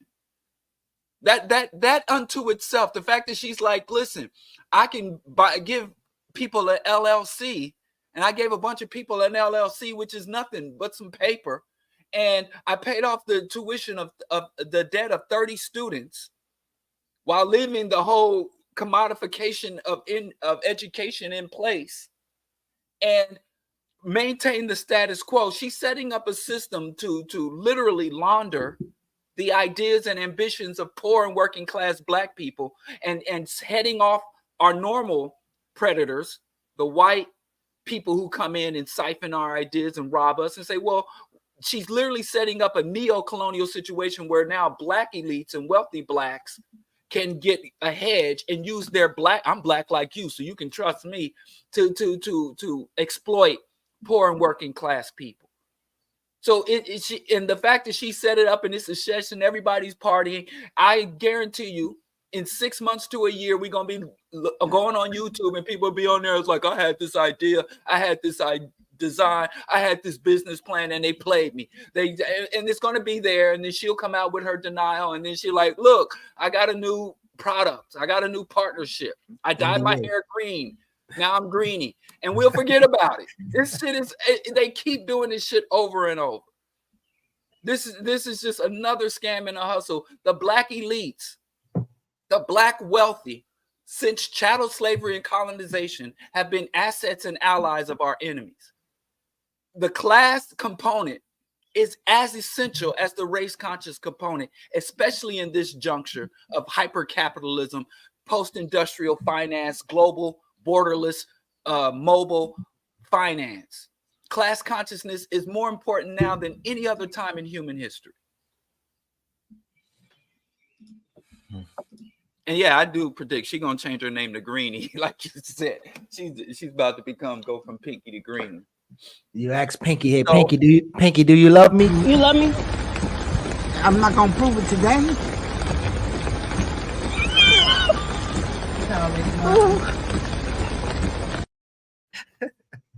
You ain't get no. You get your LLC. I'm definitely using that.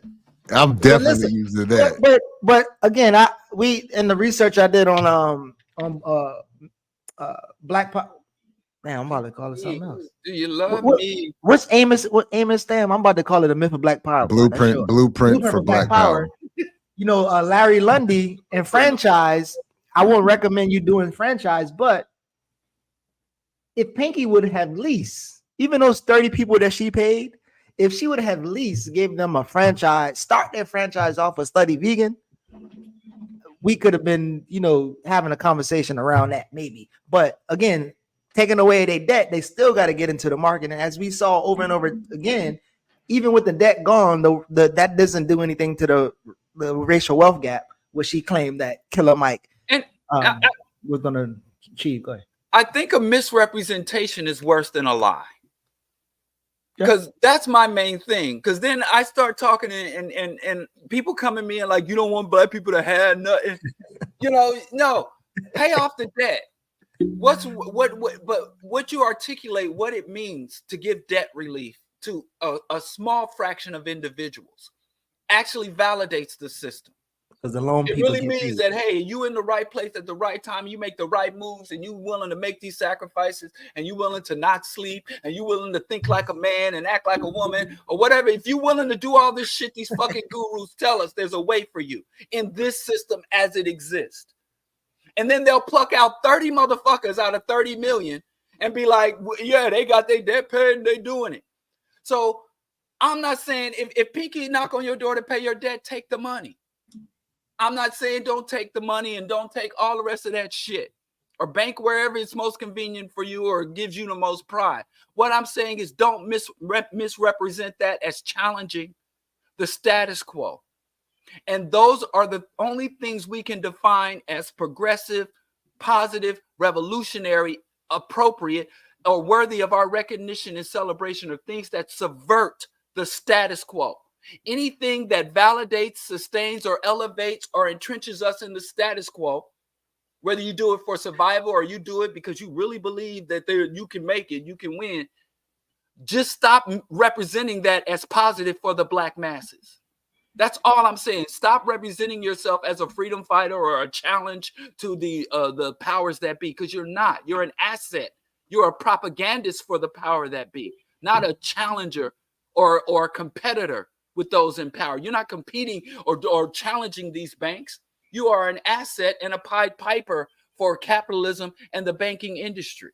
That's all. So these misrepresentation, or as Kwame Ture would call them, half-truth. He said a half-truth is more dangerous than a full lie.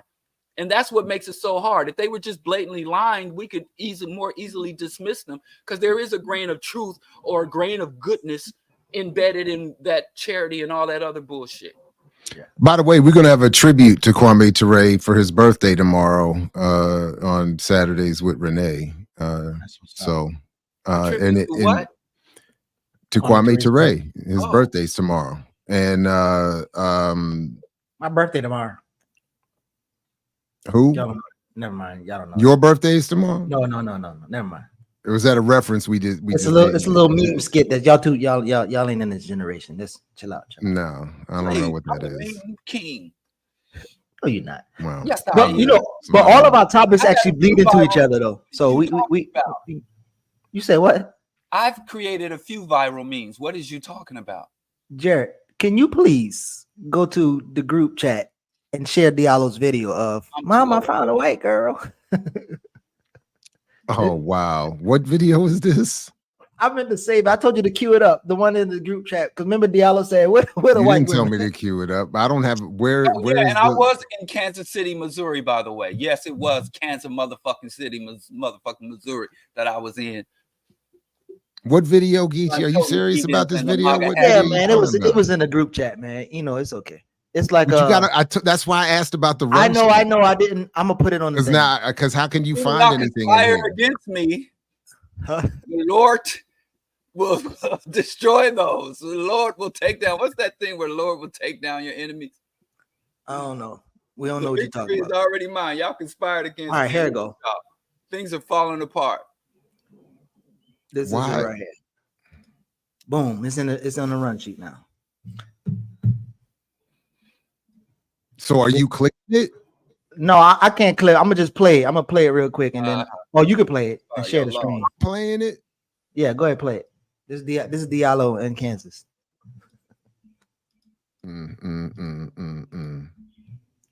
Oh, okay, I do remember this one. How do you turn on the You gotta volume? start. It's at the top right there. Top right. Say, I found a white girl. Her name is Faith. Diallo say found a white girl. I found a white girl. Her So name Diallo, is Faith. tell us about the white lady you found out there, man. I didn't find no white girl. I thought said you said it was. the problem was that I didn't see none. Oh, I thought you were looking for them, bro. That's what you I told did. I was looking. where the white women at. Yeah. Anyway, so listen, all of our topics are going and bleeding into the 7. So we can either go to Chuck D and Herbie Hancock, or we can rewatch that 84 Black Metal. Y'all like disrespecting our icons, man. Y'all ain't got no. Rakim is in there too. So we ain't disrespect. They did that to us. Rakim, Chuck D, Herbie Hancock, all of them working for the state. Because you don't know, you wasn't there. Well, I was actually we is there a particular clip from this? We playing the whole thing? Well, no, it says the time start at 2. No, it don't. No, it don't. Yes, it do, bro. It says No, start it at don't. 2. I'm looking at the thing right here. This.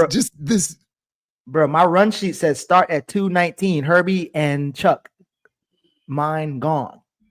Is this the same video though? I don't know, but just start at 2:19. Wait, this is the That's video you sent. Is this the right video? Yes, start at 2:19. Because this is because you sent me this link. Okay, just for the record, you sent me this link not from the run sheet, but in the group chat. This is a dope jam. Why don't we just play some of his music? We ain't got to do this. They did it last night, and I was mad. Yeah, what's up? This is Chuck D. I'd like to thank everybody in the U.S. State Department and also YouTube for having me being invited to be a United States Global Music Ambassador. Music connects people across all the continents, all the languages, and also all the different cultures. I'm honored and to see how it goes. And we'll try to work our best to try to make sure The next one I'm really that sad music about. and art is the thing that really ties our future together. Sure. Thank you. Hi, I'm Herbie Hancock, and it's an honor to serve as the United States Global Music Ambassador. For more than 25 years, 25 years? I've traveled with the U.S. State Department to all corners of the globe, sharing the power of music and the importance of cultural diplomacy. As part of this new initiative, I'm excited to work with students, artists, and citizens of the world to share the unifying message of music and build cultural bridges that unite us as one global family. Southcom, Africom. But listen, man. I love Herbie. I mean, I won't say I love Herbie Hancock music. That's what I grew up listening to. And was pretty sad. I mean, I didn't know what he was doing for the last 25 years. I was still listening to one of his first albums. But they have a ton of those programs. They got American Music Abroad, Arts Envoys, Center Stage, Next Level, One Beat, tons of these things. But I also shared in that group link that old article you wrote, Jared, on Black Agenda Report. Oh, damn. I didn't even see. Yeah, I forgot about this. Yeah. Okay. So, yeah, I'm just curious how you tie, if you remember, obviously, but how you tie in this use of these artists and I guess the overall objective. Well, one of the I don't remember exactly what I said here, but the point was that Hillary Clinton, when she was the head of the State Department, reignited this program to use hip hop artists to do what jazz artists had been sent to do in the 1950s, which was, as she said herself, a complex game of multidimensional chess, to manipulate people's views of the United States and its behavior in the world to make it seem like it's not as anti-Black or human as it actually is. Yeah, so it ain't new. Yeah, it's definitely not new. So it is wildly disappointing to see, again, Chuck D, who, you know, obviously for a certain generation of us represented the most militant and revolutionary approach to the art, and has in the jungle. I mean, you know, so yeah, and my godfather, you know, I remember him asking Mr. Porter, shout out to Tom Porter, who asked me years ago if I had ever considered the relationship to those fights, to those Don King sponsored fights and U.S. Empire, that the Rumble in the Jungle, the Thrill in Manila, all followed a pattern of U.S. support for retrograde neo-colonial leaders, and so there is a long relationship between art, politics, and manipulation, sport, politics, popular culture, and politics, and the manipulation of audiences and the expansion of empire. But yeah, go ahead, Diallo. What did the D in Chuck D stand for? Did anybody ever ask? That's a good question. That's probably his last name. What's his real name? Domesticated. That's messed up. His real name probably is D. I'm pretty sure. Defeated. No, it doesn't. His first name don't start with no D, nor does his last name. Chuck D real name. Yes, it is. It's listen, Carlton Douglas Rindower. So D, right, Chuck D. Right. Isn't Chuck short for Carl? Huh? Isn't Chuck short for Carl? Carl? I never heard that. Yeah, Chuck D. Chuck, yeah. There we go. Chuck is another name for Carl? I think so. I know. Carl Rittenhouse, right? Isn't that his real name? Rittenhour or something like that. Rittenhour, Chuck Department of State. That's what the D stands for. Listen, all of them off into their own space bubbles right now, and none of them effective. It stands for Diallo. Chuck Diallo. Carlton Douglas Ridenour. Yeah, Chuck. Carlton Chuck, I think. What up, Chuck? So Douglas is his middle name. Yeah, Chuck D. And he talking about Frederick Douglass. Chuck Frederick Douglass, son. Chuck Democrat. Lord. So did you see the video? They got Anthony Blinken. So Anthony Blinken and the state been working on this for a long time, obviously, but there's a video of him introducing and he's playing Muddy Waters on a guitar. So Anthony Blinken supposedly has some musical skills where he's playing Muddy Waters to the crowd of white people as he introduced Rakim and all the other artists and Herbie Hancock that he's gonna be rocking with. So yeah, it's gonna get bad for us. Chuck D's nuts. But also, so what I was looking at some of these programs that they have, the artists the artists can submit. They said the artists can submit, but mainly you will be chosen. So if you submit that you want to go on these tours, they will look you over and maybe see. But mainly the artists that on the tours, they are self-selected, but they cannot choose what country they go to, obviously.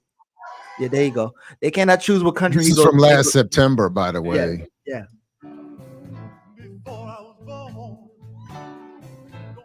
We in trouble, bro. Oh my God. Coochie coochie man. All right, that's enough of that. That's Y'all know terrible. about the Hoochie Coochie Man. Diallo, y'all know about that? Y'all don't know. Of that. course. First of all, Chuck Brown has the version of that. So let's stop with that I ain't gonna nonsense. argue. I ain't gonna argue about that. That's Let's a stop fact. with that nonsense. And in fact, his son just performed it recently. And sounds just like him. Yeah, his Chuck son does sound like the he Chuck. does. The Chuck that we rock with, not that Chuck, not Diallo's Chuck. Not that Chuck. I'm talking about again Chuck Brown. Keep all my Yo Bum Rush the show. I'm keeping all my shit.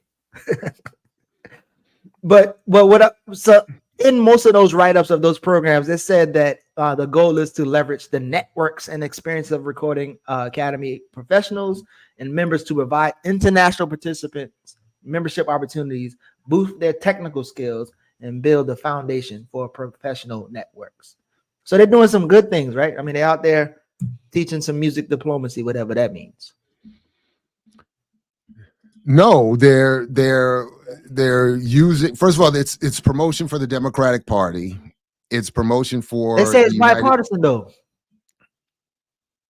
Okay, and some of the Republicans actually sign off on it. So, well, if they don't have what's the white boy from Detroit? If they don't have him performing, Eminem? No, not Eminem. The real white boy from Detroit. The real white boy co-opter. Chuck Rock. Kid Rock. He's not from Detroit. If you don't have He's Kid not Rock, from Detroit, though. Yes, he is. He said he is. That lie. Stop regurgitating that He lie. said he is. No, he's from a wealthy suburb. But like I said, Chuck D was on tour with Kid Rock. He didn't tour with all them scumbags. I thought that shit was weird, but y'all fucked up when y'all gave Beastie Boys props. Mm-hmm. When did we do that? Yes, y'all did. Y'all was all. I used to like the Beastie Boys when I was a kid. I used to like the Beastie Boys. Let them in. You can't invite a vampire into your house. So what does Chuck D and Flavor Flav, the shit they in, do to Professor Griff in the black community? Does it make him even more legit now? Because he's like, he ain't selling out like them, but he's on his Professor Grift. Yeah. Come on now. I mean, he looks more legit now. Because he's always been steeped in reactionary politics. But compared to these two, I mean, he looks like he the man now. No, I mean, listen to what he really says. He's always been steeped into some Alex Jones reactionary, fucking conspiratorial, reactionary, right-wing shit. So, I mean, I really wouldn't trade. I wouldn't take any of their politics. If I had to mimic anybody, if I'd rock with anybody, it'd be Flavor Flav. It's better to stand for nothing than to stand for the wrong thing. Dang, Chuck. Oh, damn. Ali. I'm just saying, I don't think Professor Griff's politics are any better, or they're different.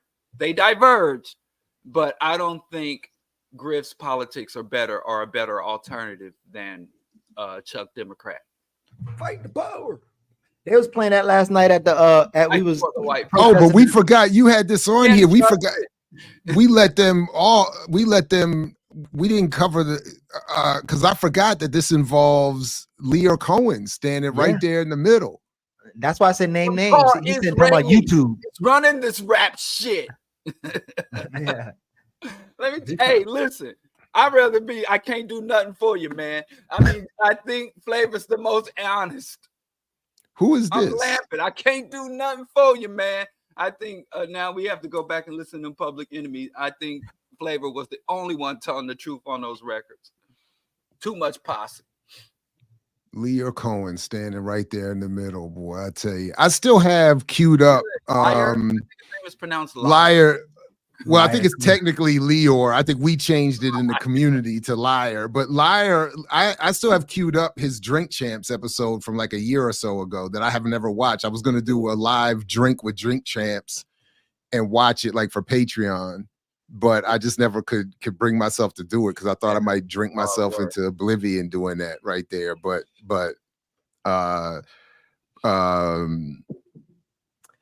yeah. So we I got remember that heartfelt tribute that Chuck D gave for Colin Powell. Yeah, I think they cloned Chuck D a long time ago. So we got Dizzy Gillespie, we have Herbie Hancock, Chuck D. I mean, who as an artist has not? Who stuck to their guns? You know, I think Ice-T. Ain't Ice-T stuck to his gun, Diallo? Ice-T keep it real. He ain't never sold out. He ain't never sold out. Man. There are a couple of artists that have refused. What's my man's name? That now I can't remember because when I covered this talking about the hip hop 50th anniversary, and there was some debate about this, you know, because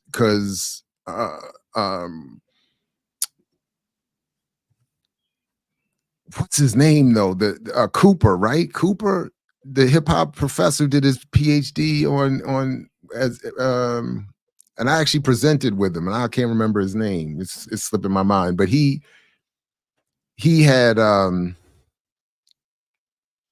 refused, I think, the invitation.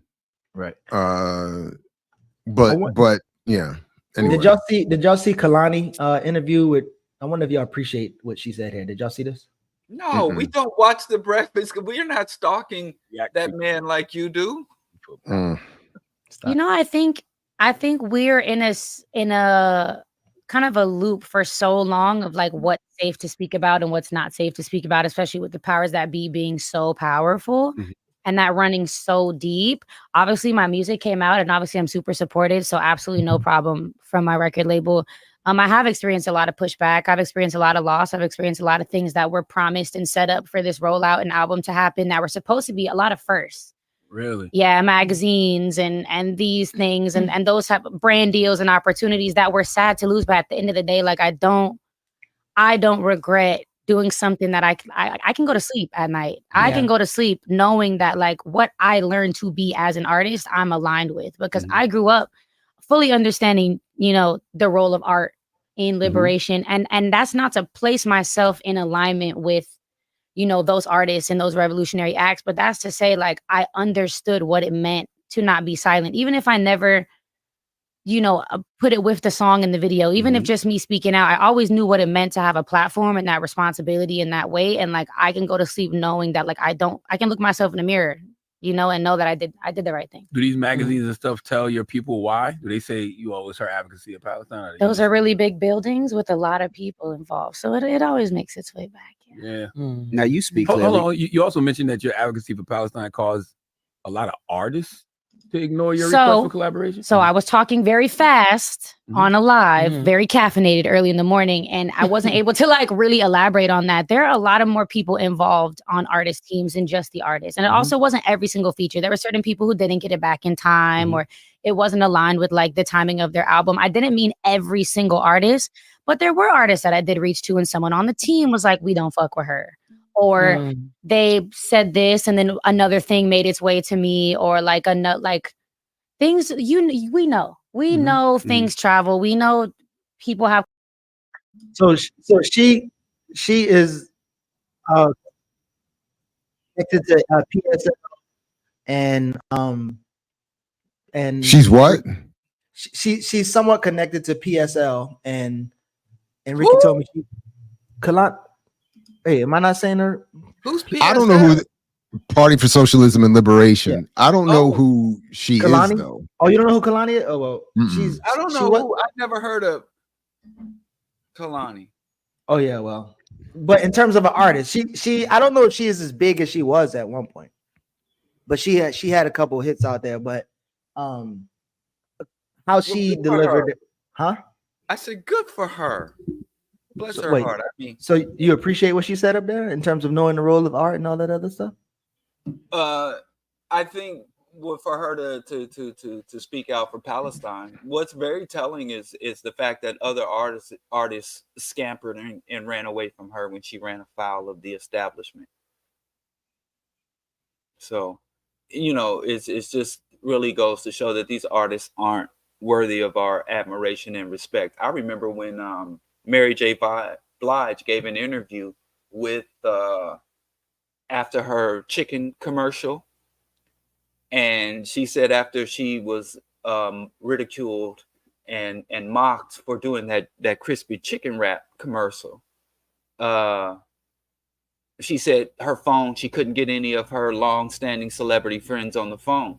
So they don't just run away from you if you take a stance on a political issues. These celebrities are very weak, very fickle, and in a very precarious position, which is why we shouldn't do anything besides, enjoy their artistry and then set them aside, put them back on the shelf, because they're curated figures who don't really stand for shit. Even when they take a stand for something, they'll stab you in the back, like Chuck D. You go from Chuck D being the voice, fight the power and all that, till I get to Arizona, and now he's fucking State Department, and he put a long, loving tribute to Colin Powell on his Instagram.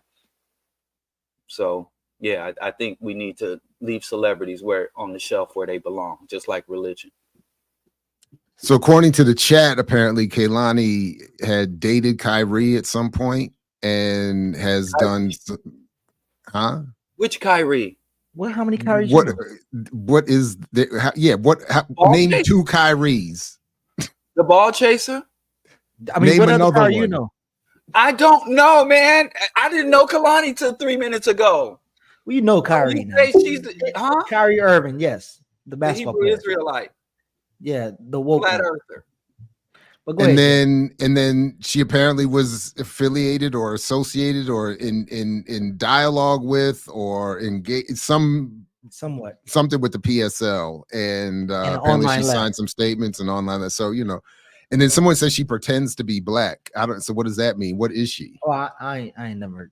I don't know. So I don't know. So he abused her, man. He said, "Oh no, wait." Kyrie got that on his. I've never heard him accused of that. Oh man. No, she said she meant to add a question mark. Oh, see, we about to get. Yeah, all right. I mean, well, first of all, remember our chat is never wrong. So if I see something in the chat, I just automatically accept it as fact. So thank you for correcting that, saying she forgot the question mark. So Jared, do you have a little bit of so 2 things, right?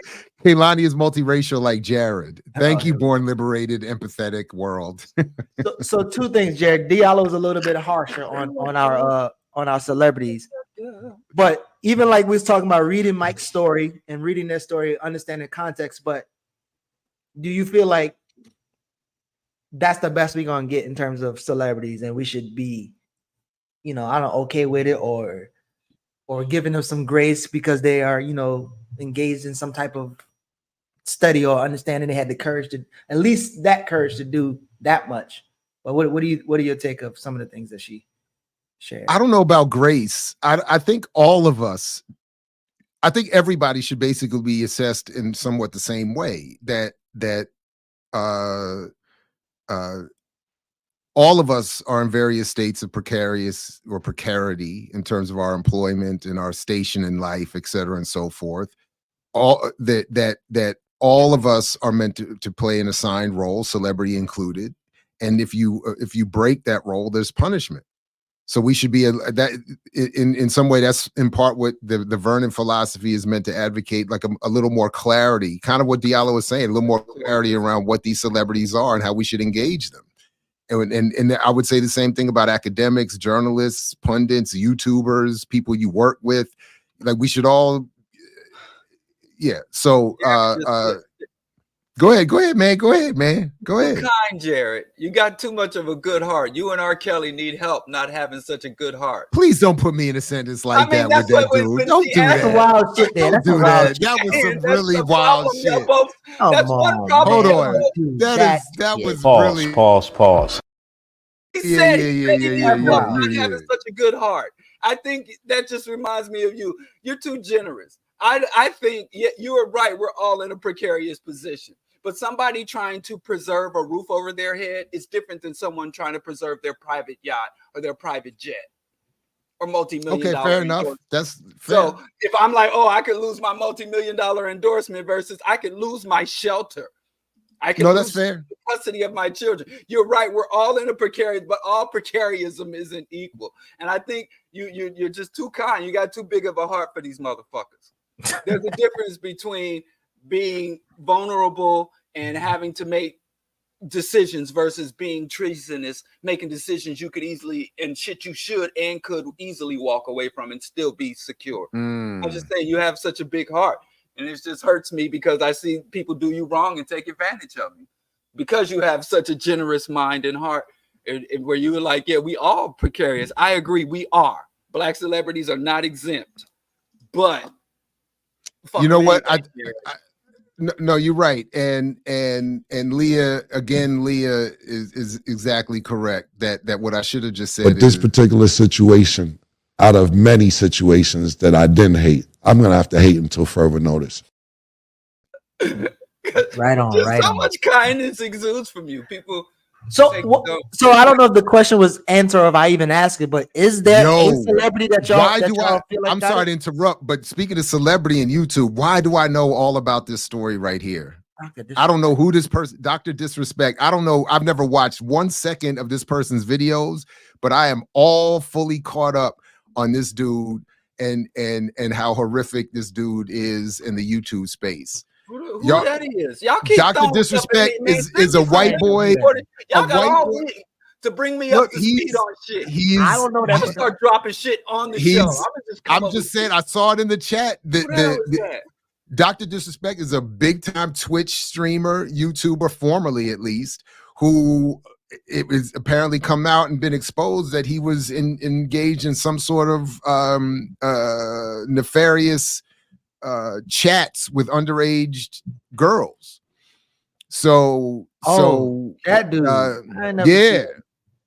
so I've never watched any of his videos, but I just saw that my algorithm just told me because of the hate videos I do watch that this dude here.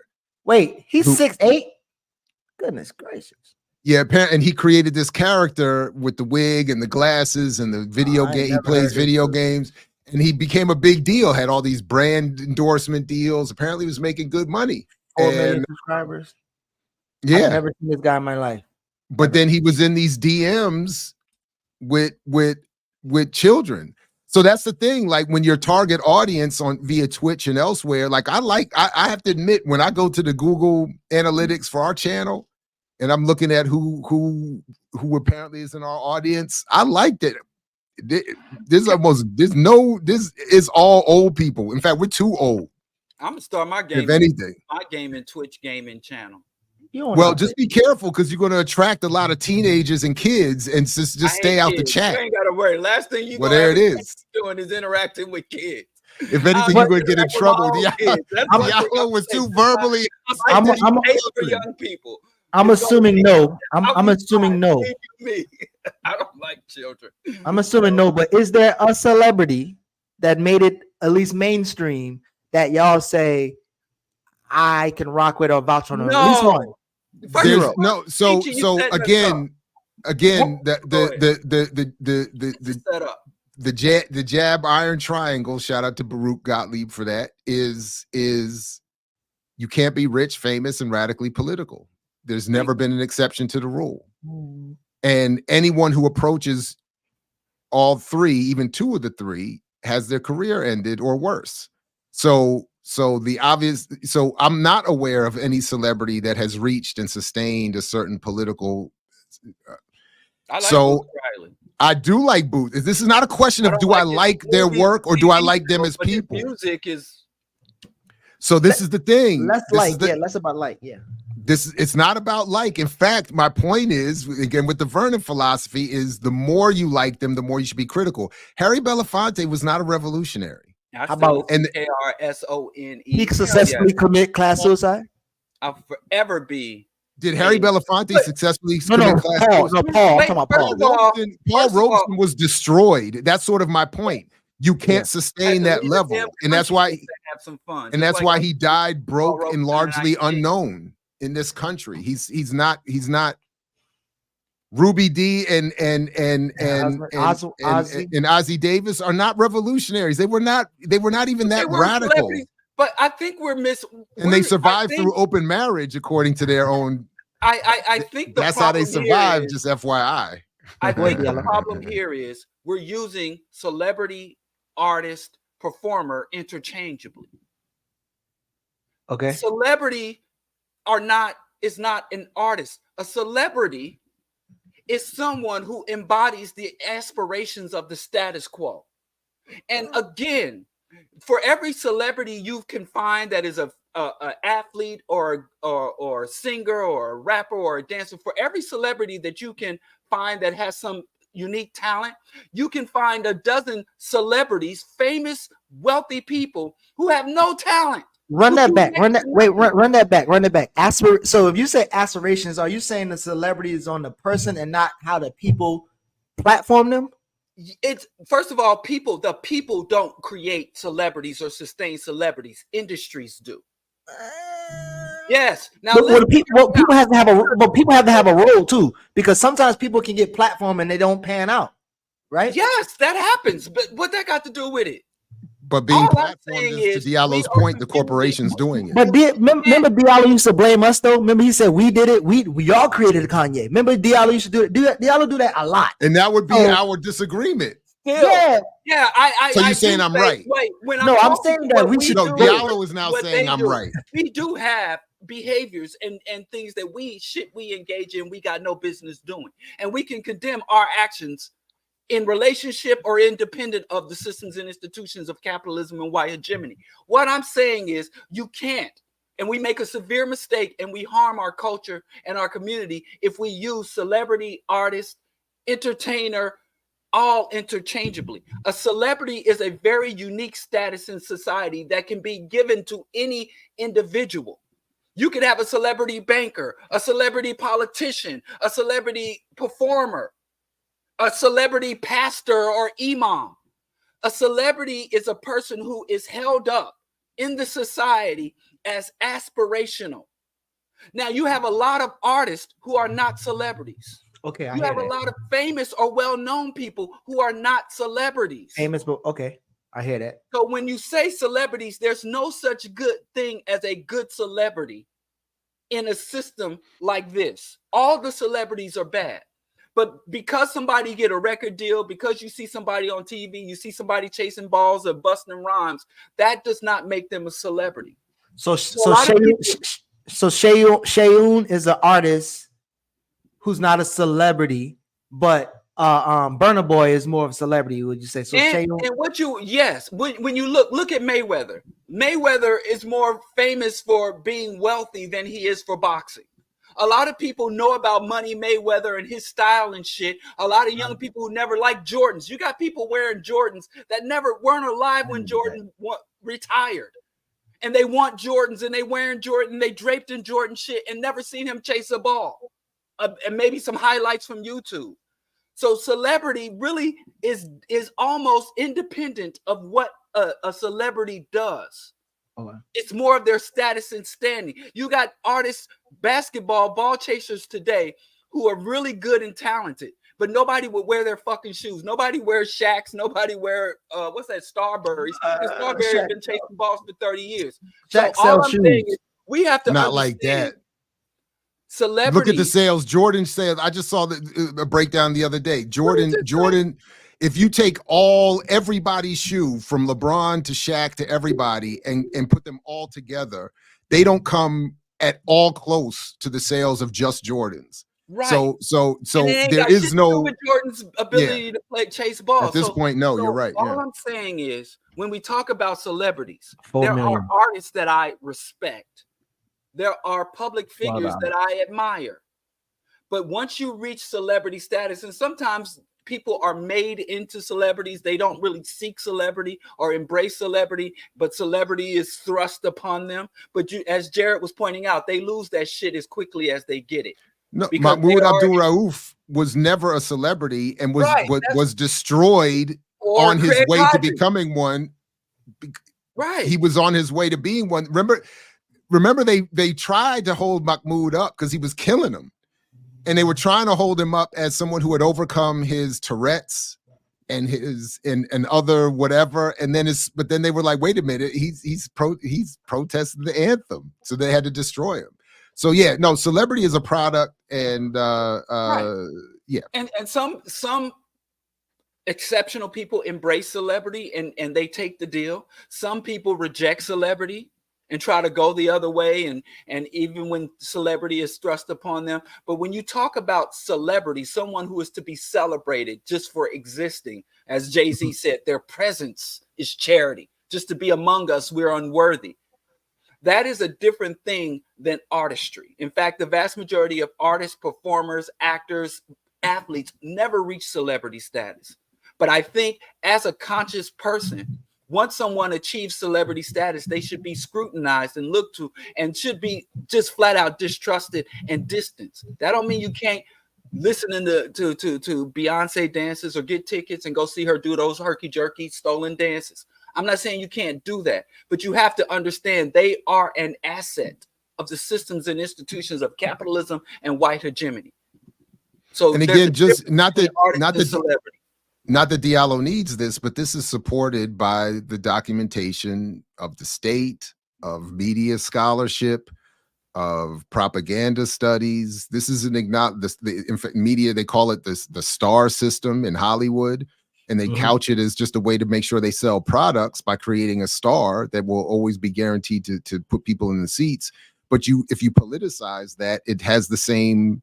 It plays the same function. That is, you create people who will, in other words, that's why I used to joke somewhat that the only reason Snoop Dogg has had a career this long is so that he would be in place to speak against Colin Kaepernick or any other so-called leftward movement in the community, that he's positioned, as is Jay-Z, to help gentrify the Brooklyn that he claims to represent, and so on and so forth. That's the whole purpose of maintaining a celebrity, beyond just putting people in seats. It's to maintain a certain popularized politic.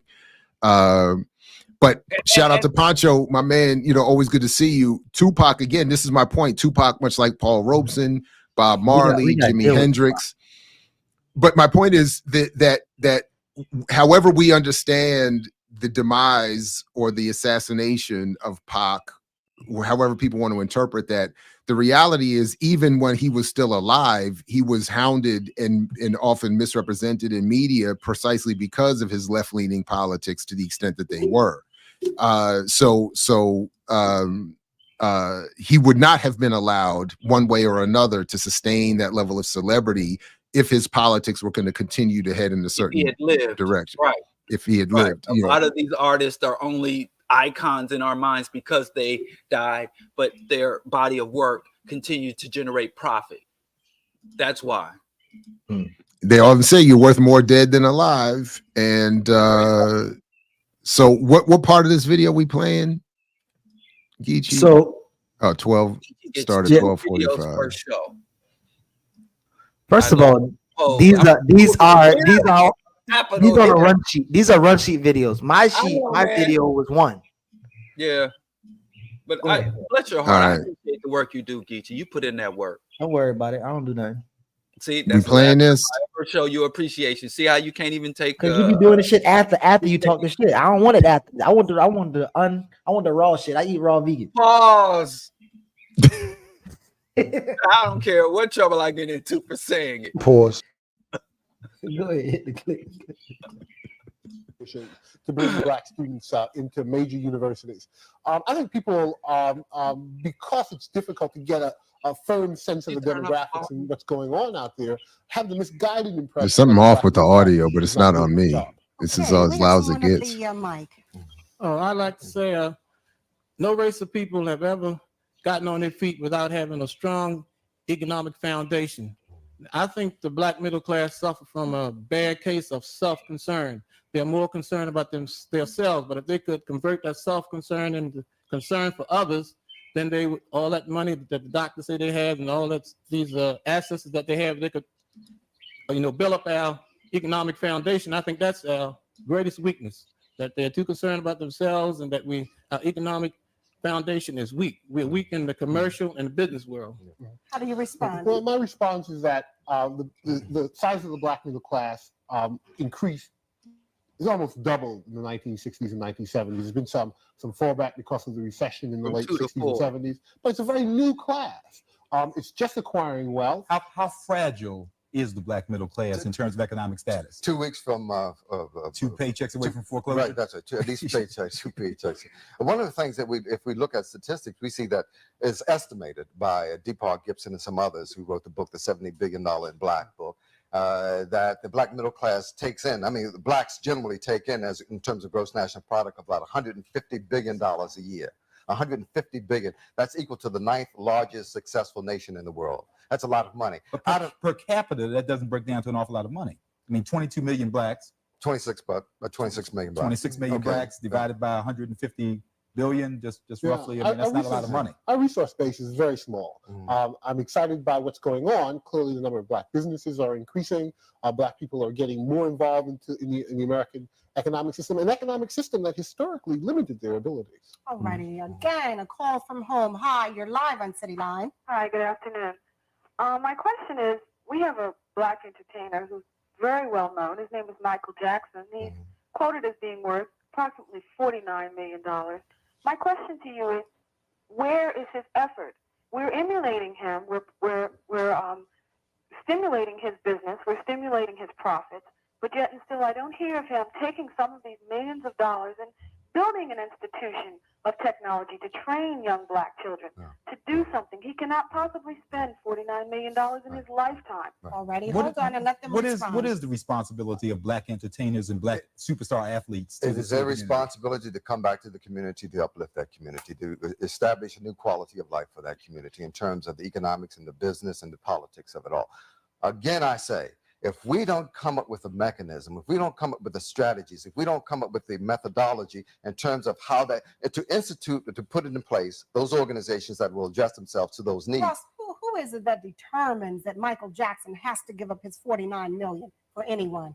No, I think it's a matter of raising of the consciousness level of Michael Jackson. I mean, but why should we expect Michael Jackson to give up his money to build an institution for someone else? Well, I think if we look at the history of what Frederick Douglass and Sojourner Truth and Harriet Tubman and Booker T. Washington, all those folks have done for us up to this point to get us this far, it is our responsibility to get the next generation a step beyond. So I appreciate you for bringing this clip, because it's another reminder, as people want to tell me often, we already tried all of that. We should try the business model. This is just another reminder. Y'all been this is the black capitalist argument been being made for a long time. So shout out to Josh who sent that video to us, and then also the context of it was the 1984. Josh sent us that video. Yeah, he sent it to me, and I think he sent it to you. He sent it to all of My us. bad, Yeah. I didn't see. Well, thanks, Josh. But also, like, the context was it's an argument around the black middle class, their role, and as we was talking about, like, their responsibility to the larger community. But go ahead. What you saying? Let Mike keep the money? Huh? You about to say let Michael Jackson keep the money? Me? Yeah, that's what it sounded like. You about to argue for Mike? No, I said shit out to Mike. Dale Jones said that the black community needs to come up with a shit gun. And whenever these people, Uncle Tom, Handkerchief Head Negroes, show up to talk publicly, we should just shoot shit at them, because that's what they spewing to us. So I said shit out, not shout out, to Michael Jackson. And Michael Jackson did take his millions and do something with it. He founded a not-for-profit called Heal the World Foundation. Heal the World. And the Heal the World Foundation, he went to Sarajevo. He went to Hungary.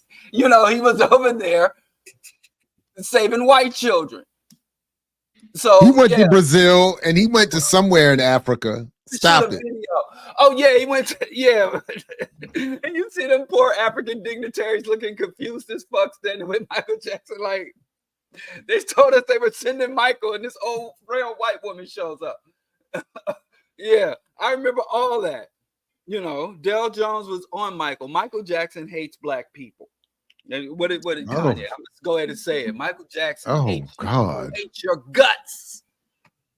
And go read Del Jones' breakdown of the symbols in Michael Jackson's videos. Michael Jackson been anti-black since he turned white. And I just hate that the community shows so much love and deference to this dude who showed us nothing but contempt as a people, as a race, to our features, our characteristics, and our movement. But anyway, what was he talking about? Oh, black middle class. Let me tell you something about the black middle class. The thing about a class and social class, it's not just your money and your occupation. It is the ideology. It is the worldview, the philosophies that drive them. So when you look at the black middle class and the black upper class, they're nothing but mimicries and mimics of the white middle class and the white elite classes. If you look at other elite populations, they tend to conflict and go to war with each other. These class stratifications and class conflicts occur between classes on a vertical plane, but they also occur laterally. So the Chinese elites and the Arab elites and the or Islamic elites or and the Western elites and Asian elites, they all have a lot of money, a lot of resources, but they have a particular philosophy and ideology. When you look at the black elites, their only thing is to hyper consume and gain access to all the spoils that other elite populations have. They don't look to conquest. They don't look to take over industry. All the things we hate the elites for in terms of conquest, imperialism, domination, rule. When you look at the so-called black elite and the so-called black middle class, they are just a shadow and a mimicry of these other classes that they seek to gain access to the material spoils from. And we look at classes just as your capacity to consume. So I have very little respect for these so-called black elites and the black ruling class, even though I understand they are our enemies and we do need to depose them. We also have to understand the warped pathological nature that they don't even do. You can't, as Dr. Claude Anderson said, we don't even do wrong right. So I started to call them the pseudo elites and the pseudo middle class, as opposed to the black elites and the black middle class, because they don't do the basic shit that their class requires of them to truly and fully hold that status. In fact, the only class of African people that really act like we're supposed to act are the poor and working classes, the working poor and the lower. We do our part. Our elites and our middle class have always failed in their role. Let me see if I can provoke a debate that won't have these two old men arguing about golf like last night. So, y'all didn't see the debate. I didn't watch more than I watched the first 10. Second, hey, look, I had to protect my peace. Hey, them cats. What else? I'm about to get. But anyway, this is the art. This is what the debate I'm trying to provoke. So, Diallo and Jared, would y'all say the black middle class, using Diallo's word, are vectors of the democratic brand of fascism, which is cloaked in this idea that like they are on some anti-fascist crusade? Because I saw some black elite last night at our demonstration who was Biden and Harris, and they was trying to act like they was anti-fascist. But would you say the black elites are a class of vectors for the Democratic Party particular brand of fascism? Yay, nay. Yeah, my hesitance is that I'm wanting to get to the point, or maybe I'm getting, the way I feel right now is that this it's a frustrating distraction, that the whole discussion that the black middle class is sort of a fictitious concoction, somewhat like the entire middle class, that has no real power, has no real capability to do anything that many want to ascribe them as having power to do. And much like in our discussion of celebrity a minute ago, were the class to, in some way, to start trying to do the thing, were the Michael Jacksons and others to start trying to do the things that many want them to try to do, there would be some form of repressive act or co-optive element, takeover of it, or something. In other words, all of it is meant to distract us from the reality that a conflict is necessary.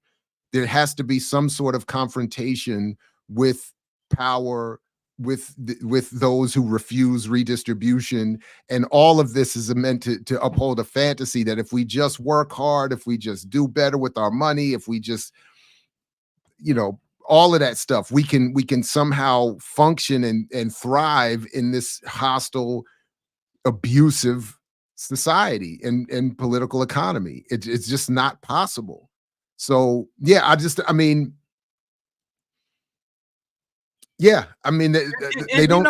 My wife used to start. I don't remember which class this was, but this is years ago. She used to start every one of her university classes and say, "Raise your hand if you're a member of the upper class, and then raise your hand if you're a member of the middle class. Raise your hand if you're a member of the poor or working class." And everybody in the class, everybody was fucking middle class. And then she would always go to the board and write down the characteristics and statistics of middle class.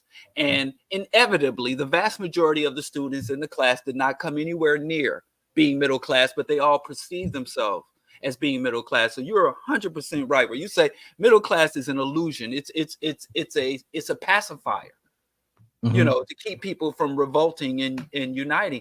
And in reality, I think we need to go to the original. All middle class was, you had to be immensely wealthy to be middle class. What middle class meant was you were rich, but didn't have noble blood. From the original British colonial society, monarchical colonial society, early industrial society, it meant you were very wealthy, but you had no aristocratic or noble blood. You had no titles, but you had a lot of fucking money. So that's really the true middle class. So all these people working, paying wages, not living off of dividends, who don't own hectares upon hectares of land and have mining or oil extraction right contracts, who are not institutional investors, who own over 80% of the stock market, that's small. You're not even middle class. And now people think, well, I have a mortgage. I am able to have 2 homes. And my children attend an affluent private school, so I'm middle class. But in the true definition of it, we are all fucking getting played by the elites, the 1%. And we get these divisions amongst ourselves. Black middle class and black working class is no different than black Crips and black Bloods. Y'all banging on each other and think y'all got some distinction when y'all all in the same goddamn box. So I don't know how, and I sorry to go back, but in this book, when we talk about middle class, I don't know how possible it is to check and see who shit out and what were the people who were on his waiting list. But this quote was pretty intentional or interesting. It says, but because Greenwood was not created as an actual bank, it enjoyed a loophole and it did not have any CRA requirements, Community Reinvestment Act. Coastal Bank, the actual holder of Greenwood accounts, had CRA requirements for the money deposited directly with it. And Coastal had CRA requirements on the money it held for Greenwood and other fintechs. But the rules were broad and not directly tied to the Black community. There is no requirement regarding race in the CRA, only income. There was therefore little assurance that money deposited in Greenwood would be used to increase opportunities for Black borrowers. And in terms of geography, CRA rules simply required that Coastal lend money in areas where the depositors from the overall groups of fintechs lived. If many of those depositors were in the middle and upper income brackets, as Greenwoods were, turning out to be, they must live in wealthy areas. So one, I would definitely want to know like the income level or class or whatever of all those people on that waiting list, which, as they said, majority of them was like middle and upper class. I mean, you know, and then again, going back to the unbanked and the other conversations around it. But I think the middle class is, especially here in Atlanta, is an interesting belief. Just as well but as the beauty of you using that reference to make this point is that the point that they're making in the book is that banks in general cannot be used to create wealth for the poor.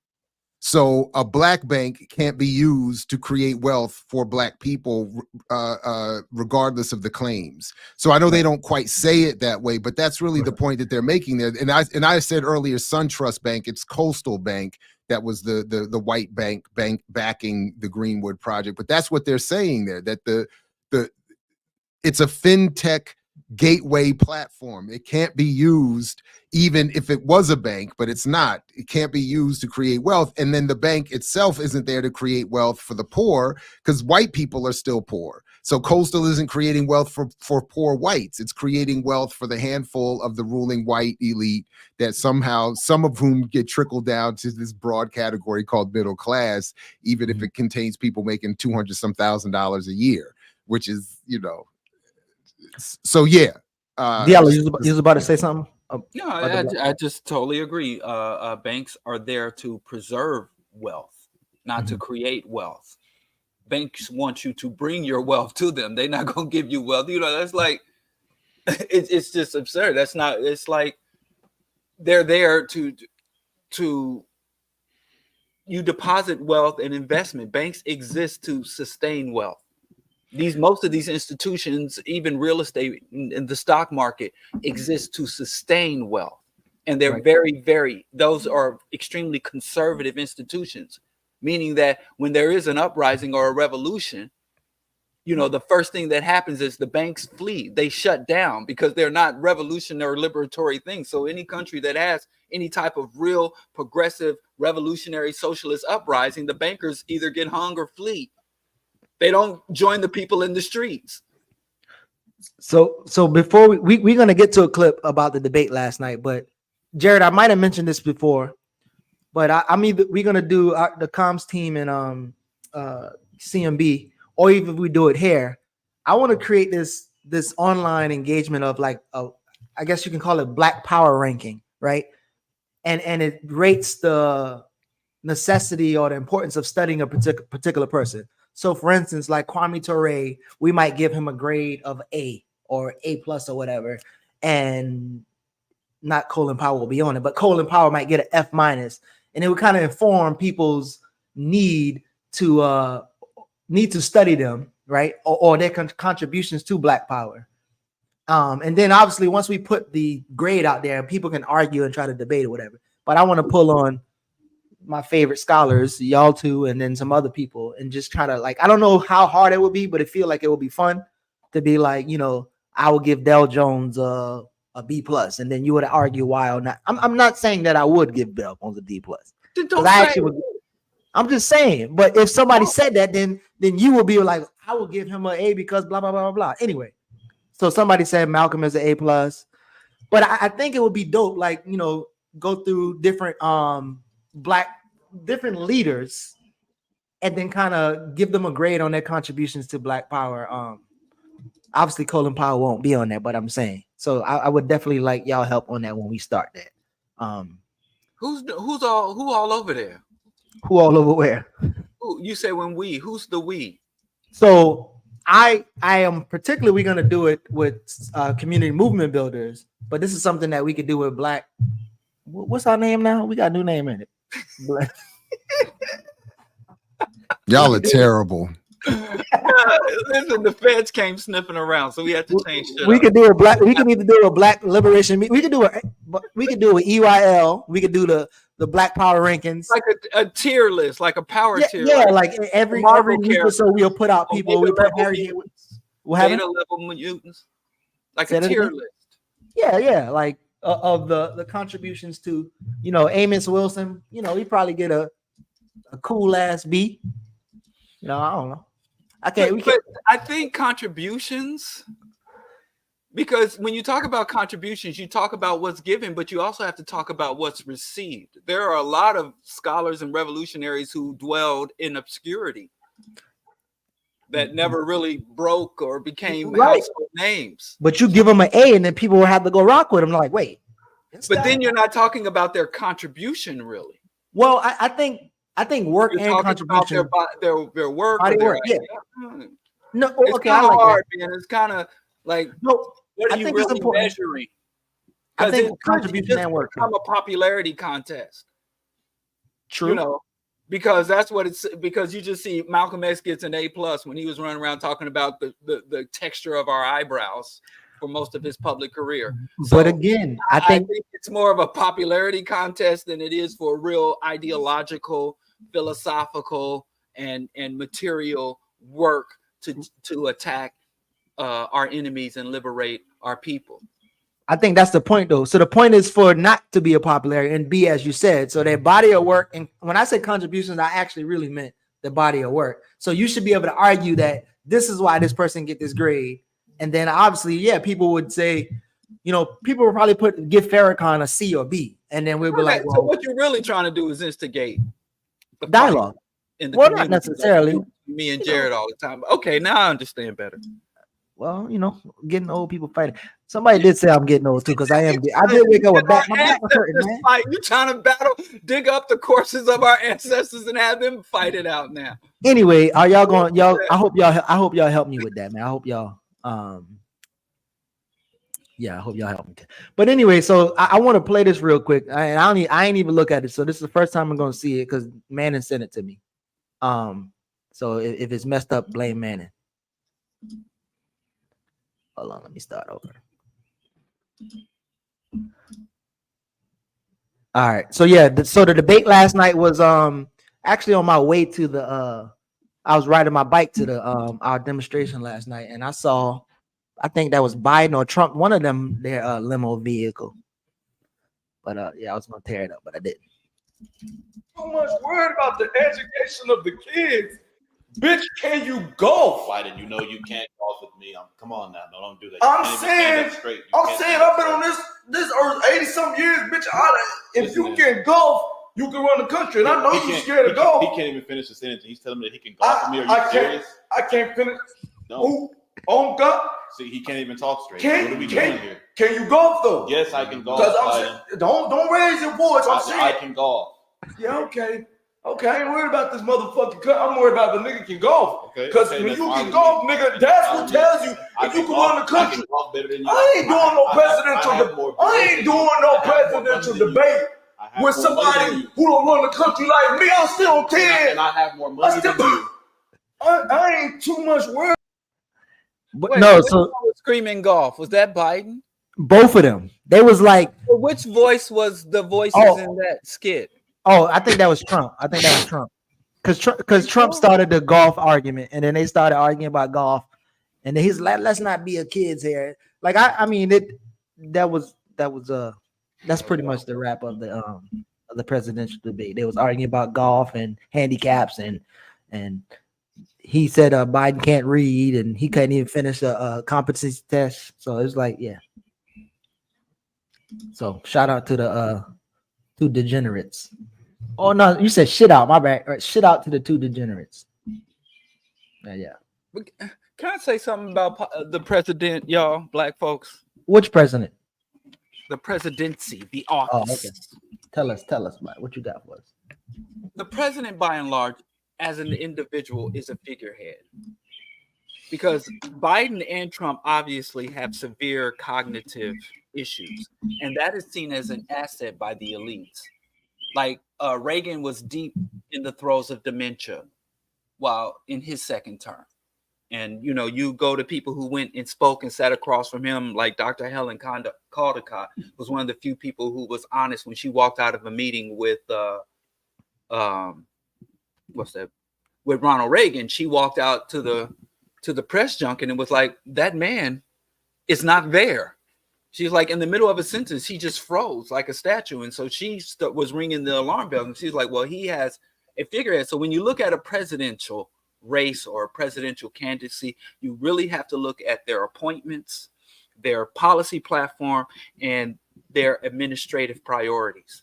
Because the president doesn't really, his main goal as the chief executive is to put people in places. Because now we see it's a job that you could really have a fucking computer program, an AI program could run this goddamn country, you know, because these motherfuckers, man, just, you know, but I say, do go vote. And there are third-party options in most voting districts. So do go vote. But I would encourage, and I don't endorse neither one of them motherfuckers. That shit was. I only turned it on a little bit when I got back, and then that's the part I turned on. Them niggas was arguing about golfing and swings and putting and driving. But you know, and another thing, Gil Scott Heron would say about Frank Rizzo's, but politicians in general, the stupidity of the politician is only surpassed by the people who fucking vote for them. They really are. I mean, like, especially Trump. I've never seen if America was distilled down to a physical person, it would be fucking Donald Trump. That's the most American motherfucker I've ever seen. You know, a big city fucking elite who pretends to be small town country racist. I mean, these are the leaders that this nation deserves. I have to say, America has earned this. The United States has earned these motherfuckers. You know what's interesting? In that book, Bo Young and one of his friends, both of them, their childhood almost grew up in like a Trump Tower type hotel, because that's when Andy Young was working for the UN or something like that. So they literally one of their childhood home was like Trump Towers and those type of big ass hotels. So that was interesting. Makes sense. But yeah, we want to run some Q&A, or y'all had anything else to talk about? There's a couple comments that I highlighted, but I'm down for the Q&A. I don't think I think I was done. I don't know if Diallo, you have any special reports about you and your white women in Kansas? No, but it was Kansas City. Yeah, I drove to and spent my weekend and the early week in Kansas City. And it is disheartening. Reporting from the front lines of real America. That's who won the Super Bowl last year? Was it Kansas City? Super Bowl, yes. The Kansas What was that like? They still loving the Chiefs? Oh, they were loving the Chiefs when they were losing. It's the whole city is Jesus Christ, Kansas City Chiefs. That's you know what, though? I was in San Antonio, and I actually forgot that the Spurs was there, because I didn't see much of anything until like one segment where you see like Manu Ginobili and them. But it's a fucking cult. It's unbelievable cult. It's amazing. And football runs. That is a football town. Wait a minute. What is this report you put in our chat, Geechee?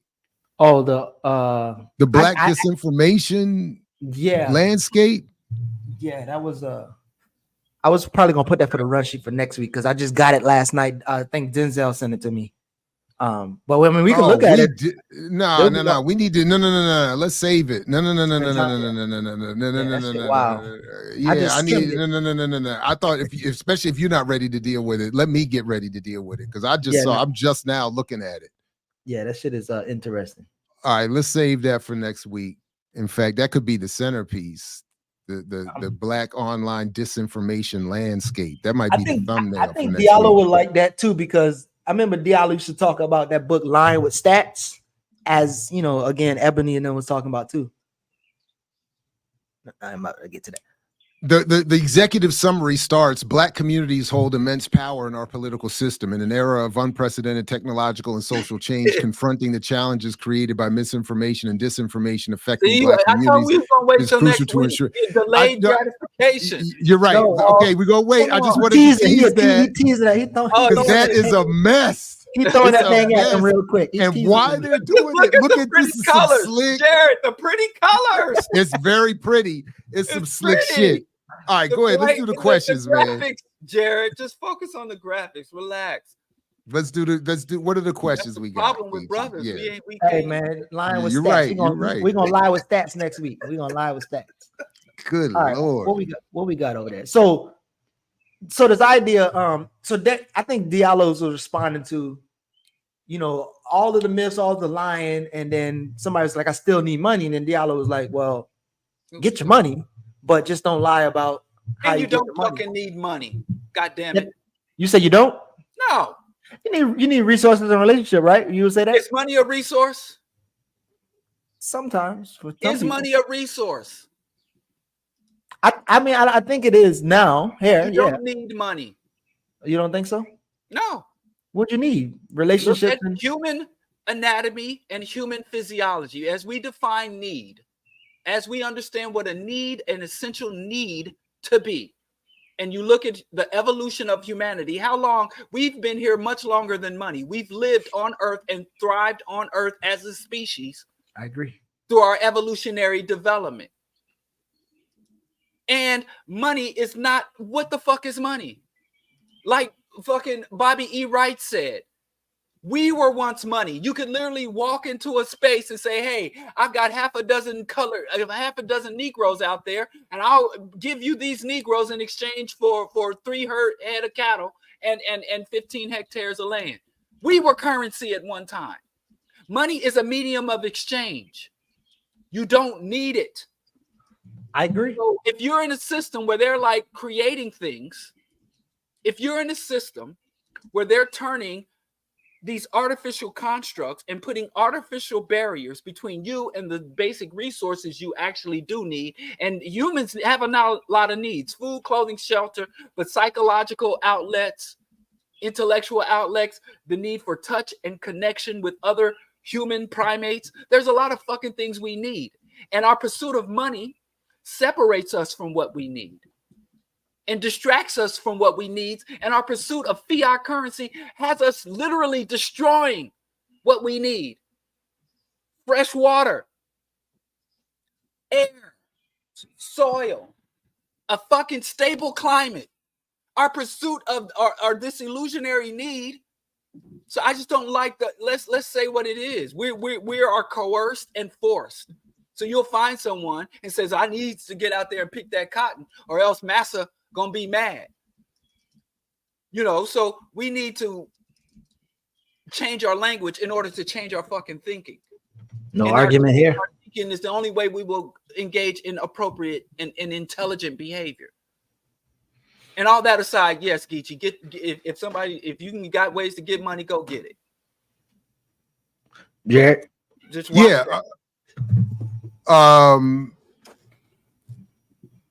I mean, I largely agree. I think this idea is similar to what I always think about when people say we need money to get into politics. Before we do our we need to get our money straight. We don't need money. We don't need money to do a lot of the things that are our primary powers and our ability to organize ourselves, which does not actually require the kinds of money that people often think about, if at all, to the extent that usually people, I think, are conditioned to think of it in terms of, well, I got to have a salary, I got to have my nonprofit job, and all of that taken care of before I can get active. But the reality is, I think, no, we don't. The whole point of the creation of money was to put people without resources in a permanent imbalanced situation where they can never catch up. So yeah. So do you think there's an argument around like it has something to do with being lazy? Like, for instance, like the things that you wanted, like instead of mass base building, you feel like you could just pay to get something done, or instead of growing your own food, whatever, you could just pay to get it. Do you think has something to do with people being conditioned to be lazy or not do the work? Yes, you need other people. We need other people. And money is the barrier between that connection. So you use the money to get the things that you need. But that's only because we have been forced into coercive position. If you read, there's a good book on the history of the Mau Mau uprising, but in the intro of the book, it talked about the difficulty that the British had colonizing the area that became known as Kenya and the various nations and there, because they had no concept of money. And since the British labor was based on wages, and they were like, I'm going to pay you to do this work, and the people there were like, the fuck does that mean? Pay me for work? That makes no sense. I work for food. I work to go get water. I work for water. I work for food. I work for shelter. I work to get the things that I need. Then I fucking relax. Right. And so they literally had to resort to kidnapping children. And they would take the children of the colonized natives and say, if you want your child back, engage in these works and do these labors. And then we will return your children, because working to rescue your child was real. Whereas working for a coin or working for paper Or there's another article that talked about the Inuit people who saw the white man going up to the Yukon to mine gold. And they were like, don't go to that territory. You'll freeze to death. You'll die. And just trying to understand the concept of why these motherfuckers up in the wilderness digging for coins, catching malaria in the south and freezing to death in the great right north for these fucking coins. And they're literally walking past fresh water. They're walking past abundant rivers overflowing with trout. They're going past clean air and everything they need. They bypass it. And they go to get these fucking coins. So we are ruled by a race of psychopaths. You Google the psychopathic racial personality. This is fucking utter madness that has been normalized because they have cut the tongues out of and tortured and murdered and displayed the corpses of people who are like, whoa, this shit doesn't work. So you're working to get money so nobody comes and drags you out of your home. Right. It did take the luster off of my visit to the Turkish brothel to find out that the women were there working to pay off the debts of their husbands, sons, boyfriends. Wow. Who are incarcerated. So, and I think this next one, I hope it's not. I don't think it's messy, but I think it's like just to acknowledge that the work that book gave. And how it can be useful, and how we as organizers and media people can use it versus, again, so what's the lady name? Louise said, if the audience buys the book and they have questions, then we can come back. And so again, Jerry, I don't know how I'm phrasing it, but there was one point that Ebony couldn't get a word in, and then I bet Ebony read Jared's book and then tell Louise about it. But I wonder if there's a argument around like people who write in these type of books and their intentions for writing the books is more so of a opportunistic thing. I'm not saying that they are practicing opportunism, but like the work is probably not their mission work or a thing that's really important to them as much as is to sell books. And so when you think about press runs and having like dialogues about it, it seems like there were some weird things to me in this. I have to say, especially a book of that nature, I would not say they wait, what was the question? What was the question? Pull it up again. I missed it. Well, it's kind of like, so this one was Ebony couldn't get a word in, right? And then the other one was this person, Casey, thinking Ebony was, charged with reading your book and coming back and forth. But then I said, like, she said clearly, oh, if everybody buys it in your chat and then they got questions, then we'll come back. And I'm like, well, I mean, that would be a bunch of book sales. Obviously, they're trying to sell books. But for us, I tend to be more generous in that because ain't nobody writing books about 15 cents on the dollar or the myth of black buying power because they trying to make some money or move units. That's just you don't not. Think so? You don't think so? Because that's what I wanted to ask Jared. Like the book deal and the type of books. Like for instance, Jared was wealthy before he started writing. He didn't write the But listen, Jared is not. I don't think they're writing these books to get money to move units. I just don't think that's what they're doing. Well, I mean that's fair. Jared book is not going to make the run like his book. And then I think the publishers and the other people, I'm not sure that Jared has the same type of deal that they might have. I don't know. And it doesn't feel like it. I don't know what their situation is. I'm not in their contracts and wallets, but for instance, there was no promotional budget or I was not sent to anywhere on the strength of the publisher for my book. They seem to have been going all over the place with all kinds of events being set up. I don't know to what extent that's a publisher arrangement, their own situation, their relationships with Yale or the Wall Street Journal. I don't know what it is. I got the book real quick. I got the book from Barnes and Noble in San Antonio. So getting a book in Barnes and Noble means it's a little different. But if you read the book, correct, there's a genuine, their curiosity comes through in the writing. Like they're very inquisitive. So I don't think this is a book that they're like, oh yeah, let's write. It's not like 50 Shades. So it's interesting, it's not like that. But it is a very popular topic that no matter what you say about the topic, you're gonna get exposure because Black people are caught up in this wealth gap bullshit. And just like a generation ago, we were. But it is also written in a popular way. It doesn't, in the sense that it doesn't take a radical critique of capitalism. It reminds me of actually what I thought of is what I said to Marisa Baradaran that one time, the first time we met in an interview space around her book. And I said to her, you have the one line in there that's going to allow this to sell and for you to have a career because it's a passing not heavy-handed, just a semi little swipe at communism. Just that's it. But this book, it does a similar thing. It is not a heavy-handed critique of capitalism or white supremacy or the state. It's not a heavy-handed overt critique in that way. It is a very popularly written. It's written by two people who are skilled journalists who have been writing for the Wall Street Journal, teaching at Yale, but raising critical questions. They invited me to their class at Yale. I went to the class, and it was a very, at least while I was there, overt, clear critique, critical discussion that was welcomed in that space. And I felt like the students were not themselves unaccustomed to those discussions.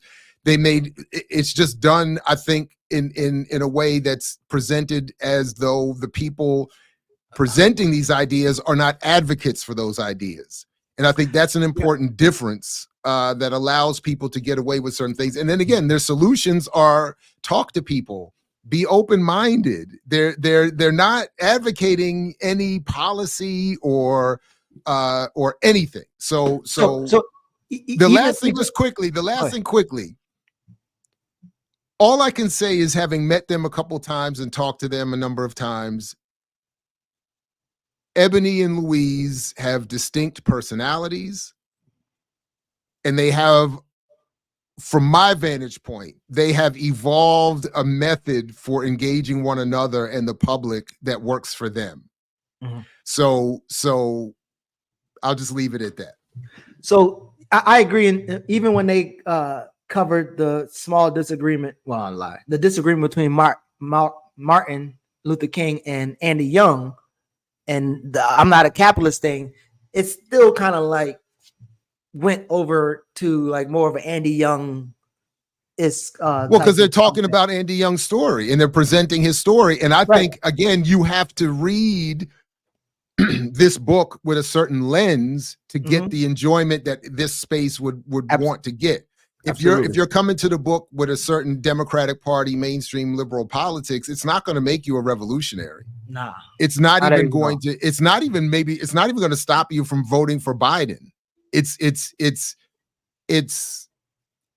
That's why I was saying it does important work for those of us to take the interpretation somewhere else. It is not the political text.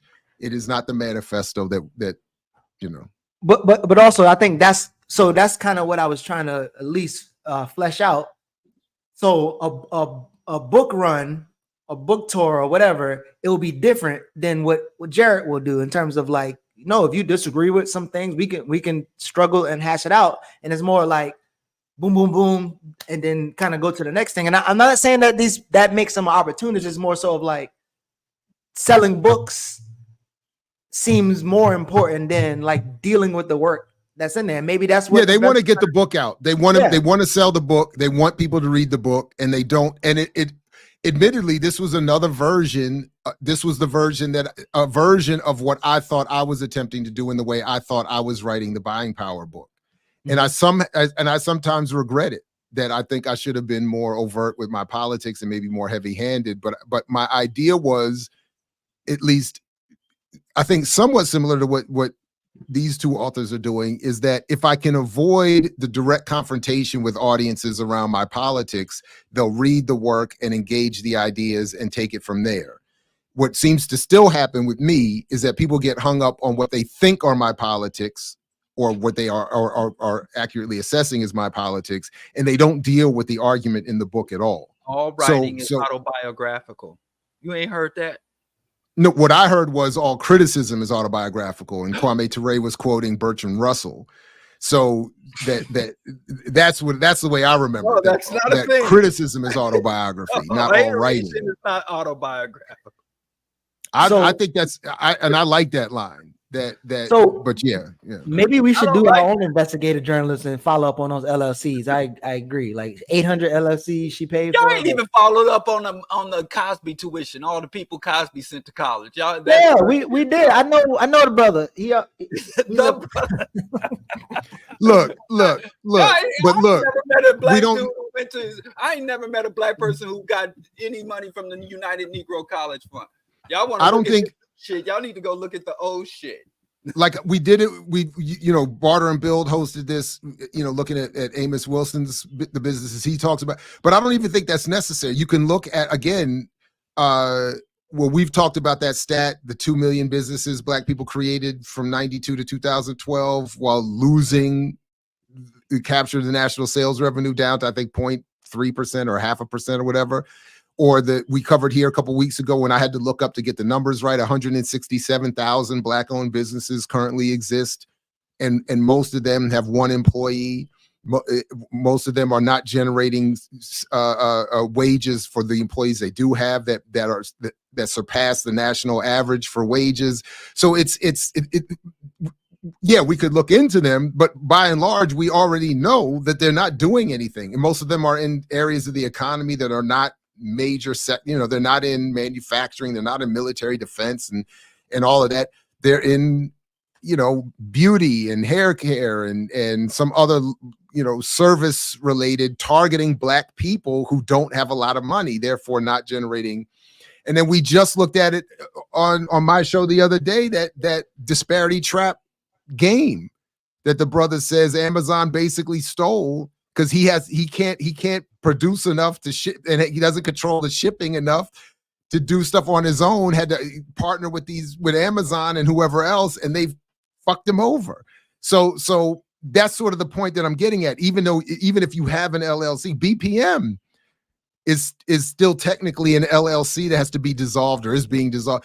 The fact of the creation of an LLC, the three of us literally while we're sitting here could create the EYL LLC. We could fill out the paperwork right online right now and have the LLC formed. It means nothing other than creation of a limited liability company that would protect our individual assets should that EYL entity get in any trouble. And that's it. Yeah. So I did Red. I don't know if y'all know Red and Blue Pill. I saw no, I didn't see that. I saw them in here in Atlanta because I know Red, and from some events that we did in Baltimore with Jabari and them. I interviewed him and Wesley Muhammad a while back. But they was having this event at a vegan spot right up the road, and I was like, I'm gonna just go because I want some food. But I went in there and they started talking about the Cat Williams effect and how it did a positive thing and times are shifting, and then they got into their own red pill, blue pill. And then at one point they went outside because we was in the West End where we at. And there was some brothers outside drinking and chilling, whatever. Like, we're gonna take it to the block. And then they went outside to the block. And the whole time, Blue, the other twin, he was like talking on the camera on YouTube, but saying he talked to the boys. I was like, why don't y'all cut the cameras off and just talk to the dudes? And then they start talking to them, and they's like, what y'all want to talk about? And that guy said, we want to talk about unity and business and working together. And then they start talking about the whole other thing. And I was like, listen, bro. And then I just went into the argument that I always talk about collective economics, how we always talk about it, but we ain't cooperatively, engaging in much. So that's what that was about. But that also leads to a comment that somebody says down here. Are co-ops still relevant, and can this help our community? Jared is probably the one who normally gets his wait, did you see, but did you see damn, why am I forgetting her name? The cooperative collective courage, Jessica Gordon-Nimhart. Did you see her mural at Baba Malik's joint, the Detroit Food People's Co-op? She has like a big mural at that. Anyway, but yeah. So your thoughts about co-ops? So they are relevant. Yeah, go ahead. They are relevant. even if I wish they were less so, but they are relevant. And they, and we would have to define help, and we would have to define our community. I kind of agree with what Ebony said in our discussion and what they've raised in some of their other talks. When you ask about closing the wealth gap, you have to ask between who. So who's going to benefit from co-ops and in what way is I think a similarly situated kind of question. And I don't think, again, it's not going to solve the overall. I agree with Diallo, you mentioned, and I agree with Diedrich Muhammad. It shouldn't be called a gap because it suggests that it can never be closed. By the way, that's another thing that I thought that the book that Ebony and Louise, that they left out was when they reference, and I've reached out to her. I hope we can get her on ourselves, but the sister, and I'm mispronouncing her name, but Deronencourt, whose paper with the National Bureau of Economic Research we've covered here in a number of cases, where she shows through meticulous research that the black-white wealth divide can never be closed, no matter what. Unless there's a massive revolutionary change with the economy. They deal with her research in here, but they don't ever make that explicit point. They don't ever really, I think, get to the crux of her actual claim. That was one other little flaw I thought was with their book, and I wasn't sure if talking about intent, if that was done intentionally because they don't want to be associated with such a hardcore condemnation of capitalism. But that's why you get the interesting bag. Interesting. That's why you get it. That's why I get the interesting. Your book was interesting, yeah. but so that's sort of my point. That if the goal is some sort of actual collective revolutionary change, co-ops are not a solution. They're not going to. Are they helpful in some way? Sure. Are they better than? Sure, but they're not the salvation that they're often promoted to being. And I think that's because they are themselves misunderstood and inappropriately represented in popular discussion in terms of their history and potential today for improving these conditions. So, what is the condition of that Detroit neighborhood that you just referenced that has her mural up? For instance, and again, to what extent has that cooperative entity been able to improve the conditions of Black Detroit residents, even on that block? Well, they just officially opened on the same day we was in Baltimore doing our event. Oh wow, okay. Well, we'll be able to see in the next couple months. All right, how they shake it, shake. But Diallo, any thoughts on ameliorative cooperatives? You advocate for them? The thing I miss most about living in Brooklyn was I joined the Park Slope Food Cooperative in 1992. I've been a part of several cooperatives. I think cooperatives are great. I don't think that I would engage in any type of entrepreneurial or business formation that didn't have a ownership structure or ownership opportunities for the founders, the workers. And so I am a big proponent of cooperatives. But the issue with cooperatives is they can coexist within capitalism. And our goal is to defeat capitalism. And so cooperatives do not challenge, defeat, or subvert capitalism. They can coexist with capitalism. So if you're engaged in cooperatives as a form of building community, enrichment, providing services, trying to remove yourself from the dominant market in your area because of monopolies and stuff, like an alternative to Whole Foods, Amazons, and things of that nature. There's a lot of good things about cooperatives, but we don't need to oversell or misrepresent what cooperatives mean.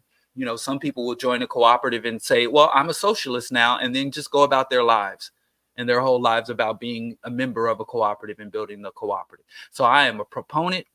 I am a participant. I look forward to building or working towards cooperatives in the future. I think any type of economic or entrepreneurial or structure that African people are a part of should have a cooperative component. If they are not fully cooperative or member ownership or worker ownership structure is great. But that unto itself is not revolution or liberation. Great. So I don't know if y'all agree. Ananda says in terms of Kehlani, the sister who was talking about Palestine on Breakfast Club, she didn't really speak out for Palestine. She never even said their name. And then Oh damn. I don't. And then Kehlani is part of the culture industry that helps make Palestine just a news story and fashionable That's culture. Nietzsche's girl. Wait, what? I'm just literally sharing something that people send me, like, oh, what you think about this, which we always do. So stop that. Because one day I'm I love our chat though. I love that. I don't know. Honestly, I don't know if they're right or wrong. I just love my bias button has been pushed for sure. And I love that. You didn't want to see her win. You didn't because my immediate suspicion. I wanted it to be true. Yeah, I mean, but again, my immediate reflexive reaction is if they're on the Breakfast Club, they can't be the analysis can't be that strong. Bubblegum pop star, I can rock with that. I mean, I've heard her mention it. I don't know about. She said I've heard her. She said it on that clip. But she did say Palestinians in that clip. Yeah. So I don't. But did she really give evidence of what she went through? No. How much she not in that clip on behalf of the Palestinians. I mean, she didn't go into detail, but again, that's and one, she's on a press run tour too, so she's selling another album. But she got that in whilst. But now they've created a situation where people are pro-Palestine but not anti-Israel. I'm seeing that emerging now. They're trying to create a space where you can have sympathy, pro-Zionist, pro-Palestinian position. I support the Palestinians, and I also love Israel. Israel's right to defense alongside Palestinians' right to have fresh water. You know, so they're creating that space. Hey, so, I love the Klan as much as I love black people too. They're expanding that fence for motherfuckers. I don't see no problems. I don't see that. And my mother used to say the same thing too. My mother used to walk around the house all the time talk about I love the Nazis as much as I love the Jews. You know, right. She was like we all. So I'm just saying in 2024, I'm no longer impressed with you saying ceasefire or the plight of the Palestinians. I need to hear you denounce Zionism and the Zionist project and the Zionist thing. I need to hear that. So you can't just say ceasefire, don't shoot the brothers. You got to say shoot the whites. Yeah. Somebody was walking around with an arm. I'm just playing YouTube. I'm just playing YouTube. When I start seeing mainstream liberals saying the same shit I've been saying for decades, that means you got to go further. You know, when somebody funky sits next to you, you got to scooch away. So the anti-Zionist. He said I gotta go take another shower. I gotta scooch away. You stink. I'm going to take another shower. A lot of compromised people talk and express sympathy for the Palestinian plight. So I'm like, oh shit! Now we got to go further because they didn't.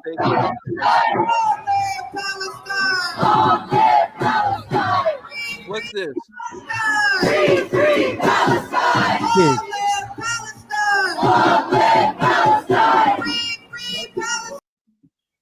That Kamal's kid? Huh? No. Wait, what? That's messed up. I like what you did there. This is what happens when we go. Now that's my homie. You ain't gonna mess with my homie like that. I had to beat him in air hockey and pool at the same time because I wouldn't let him win. But chill out, man. That's my guy. Claudia was there last night. She came through, but they had this. One dude had this sign up. He said, Cornell or Jill Stein. He's like, just one of them. Vote for one of them. He was walking around with that sign, and somebody and another dude who I hope. Wait. So there's another dude who was antagonizing the group, and he was like, Hitler didn't finish a job, and that's why y'all here, or something like that. It was pretty wild. No, I appreciate when they clarify that. I appreciate that. I think more of them should speak out more clearly, more often. Oh yeah, he got his ass kicked. Jamal, he lost bad. Honestly, I'm not. I didn't pay enough attention. I'm not up on it. So yeah, I don't have. So I don't have any thoughts on that. Other Jamal gonna be like us next week. He gonna be on the Breakfast Club doing podcasts because he ain't got no more seats. Took his ass home. Wow, He was insufficient. What was that? He was insufficiently pro-Israel? No, he just, I don't know. He claimed the other dude, they had all that money behind, all that Israel money behind him. I mean, behind his Yeah, did he get APAC? That's I guess what I was asking. Yeah. Did he get APAC? Yeah. Okay. Yeah, all right. Well, damn. All right. Well, Jamal, come on through. We need it. Next time Diallo's out of town, I think we could pull Jamal left too, because he one of them old New York. Well, reach out to him, see if he'll come on the show. I'm headed to New York. Anybody that gets bounced from the Democratic Party is welcome at least to one interview here, as far as I'm concerned. Man, listen, if I ain't, if you two ain't mess up my relationships with Charlamagne, I could have just text him and tell him to give me Jamal on. But now, I mean, so you the one that stays in their chat. No What'd you say? You and Charlamagne ain't cool no more? I mean, he blocked me on Instagram, man. I'm sad. Nah. Yeah, he blocked me a while ago. When he blocked me when he posted that wicked chair Huey P. Newton thing, when he was like, Schultzy, why do we get paid? What do we get paid for? He said, I don't know. But he was trying to, posture around like he was a Huey P. Newton. And I wrote this I actually stopped following him. He was just following me. And I saw that post because I was, you really can't miss his post. He's that popular. And I never see Breakfast Club shit except for your algorithm is different than mine, and y'all don't know the same people. We that's what I'm saying. So it's hard not to see something. And he posted that one day, and I saw it, and I got annoyed, and I wrote a little post, and then he got mad, I guess. But we only talk when we see each other at home sometimes, but not no more. I think he's pretty mad, and I think it's y'all fault too. That's why he had Killer Mike on there talking shit at y'all, throwing shots at y'all. So. Yikes! So we can't get Jamal Bowman on my side. Maybe Diallo knows somebody who can get Jamal. Ice-T is promoting a new iced tea beverage, which is genius. Is it better than it's the first time anybody ever hired Ice-T to be a spokesperson for their iced tea? It's fucking crazy. I would have thought that happened years ago. But is it better than Master P joint though? I don't know, but I'm going to try it. Because if Ice-T says it's cool, then it's cool, right? I don't know. I think you should be careful because Ice-T is trash. What? I'm just sorry. I'm just saying you should be a little bit more careful, bro. What? You just said they ain't no good celebrity. He's a celebrity. I know you better not. Huh? He's not a celebrity. According to your definition you just gave like almost an hour ago. He's not a celebrity. Has he ever gone to the Met Gala? Probably. Who you talking about? Ice-T. It's not a celebrity. Of course he's a celebrity. He's on one of them CSI joints. What are you talking about? He don't do that celebrity shit. Diallo just be making show up, he busts the rhymes, he reads the scripts, and he go home. He don't be on that celebrity shit. Deuce Revolver is his problem solver. Stop the cap. They don't understand propaganda versus infiltration. Stop the cap. And he ain't no Master P. Exactly, he's not. And to preserve a turning point in African American history. What the hell? We here with the people is all about us making a difference in financial freedom. That's what it's about. Marching for financial freedom. We're coming together. We're stronger together. We're changing the game. We're talking about economic empowerment. We're growing together. We're teaching our people that we can change and grow. So we're black men coming together, making a difference. We're doing stuff that they never could imagine us to do. It's all about the next generation. That's what the day is about.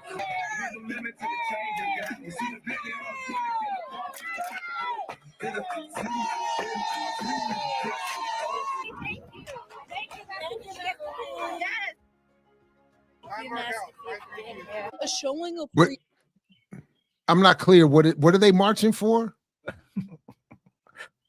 Financial freedom. I don't know. What I think was somebody hired him to come. I think the Alpha or Kappa, whoever them people, Alpha.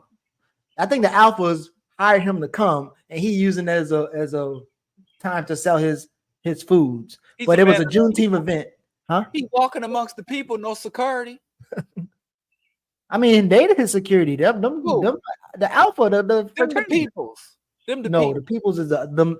I doubt them little girls know who Master P is, even though they doing a dance to song. Amongst the people with no security, cosplaying Farrakhan.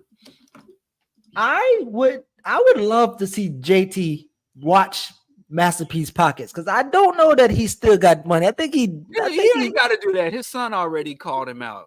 Oh, because I think he his grifting is on another level at this point. Like, I think he's doing some stuff right now. Wait, did he grip people? All his rappers, all the people signed to No Limit got a car and a house. His brother's still under the no. Oh yeah, his brother murdered. What did he frame his brother for murder? Silk, I don't know. Silk ain't got no money.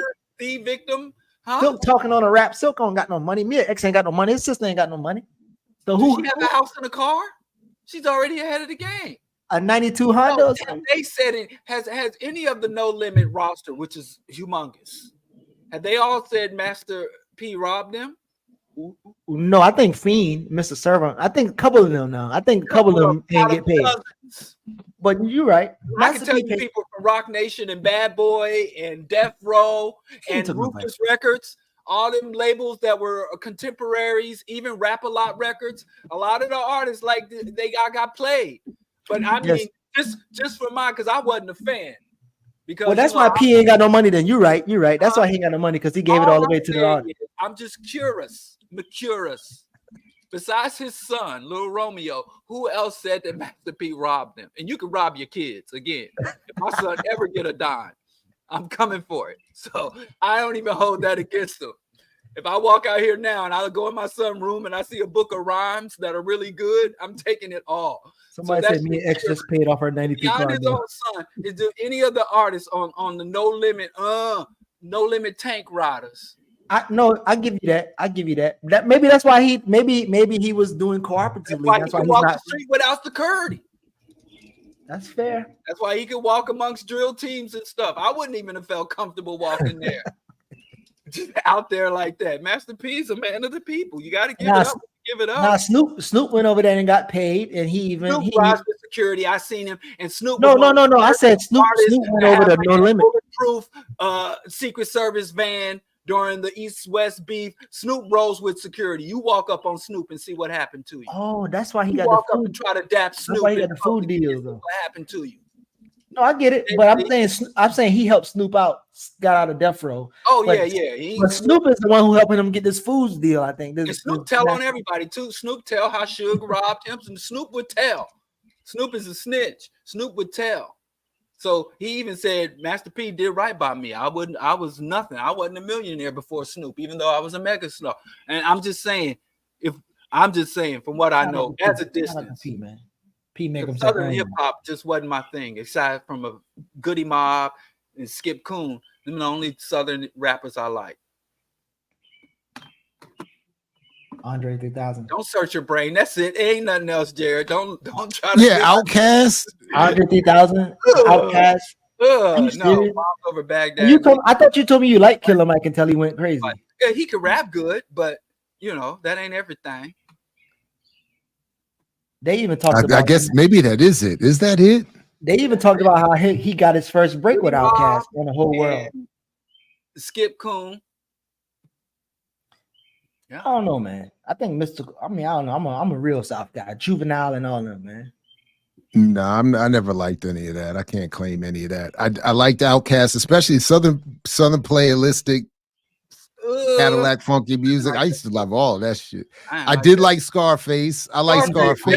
Boys in general. Not Willie D so much, but I like Scarface. Y'all know OJ the Juice Man? Hey. Yes, make the club set. Hey. Man, but he's a mumble rapper before it was mumble rap. He's a mumble rap pioneer. But yeah, I give it to the Ghetto Boys. Creep it on that other level. Goody Mob.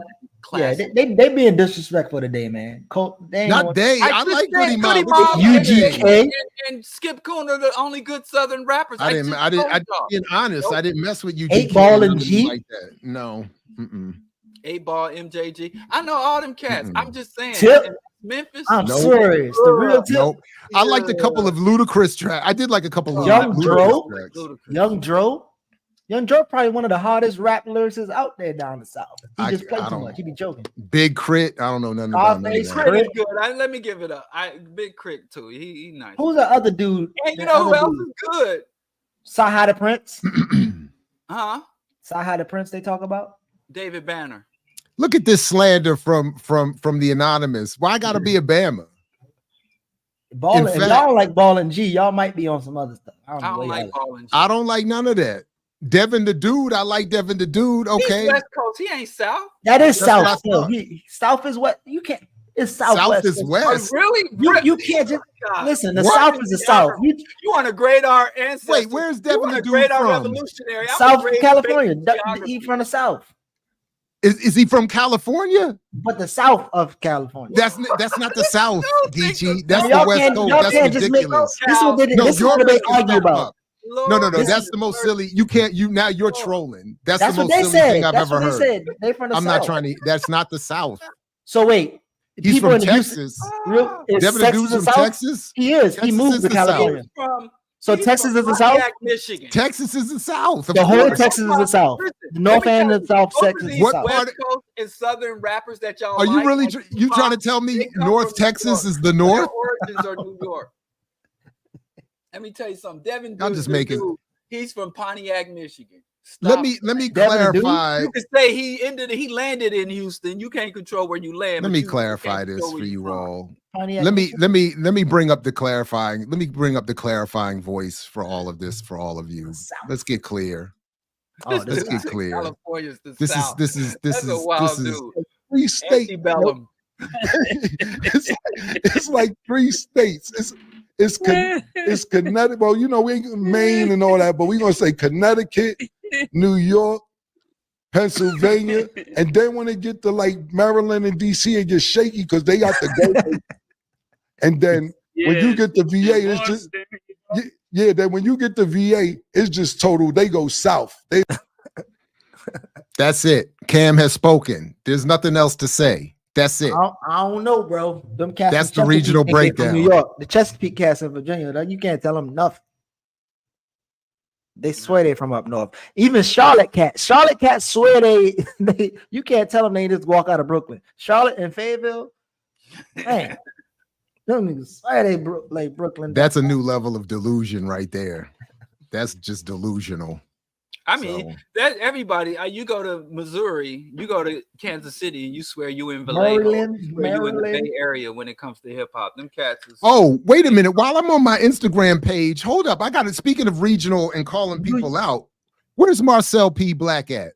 He's about to get called out. Midwestern, Where's ain't he? Marcel? Midwest. But this is He's from the He from- where's- Midwest. He from New Orleans. Technically, he's from New Orleans, but this dude right here is just on some.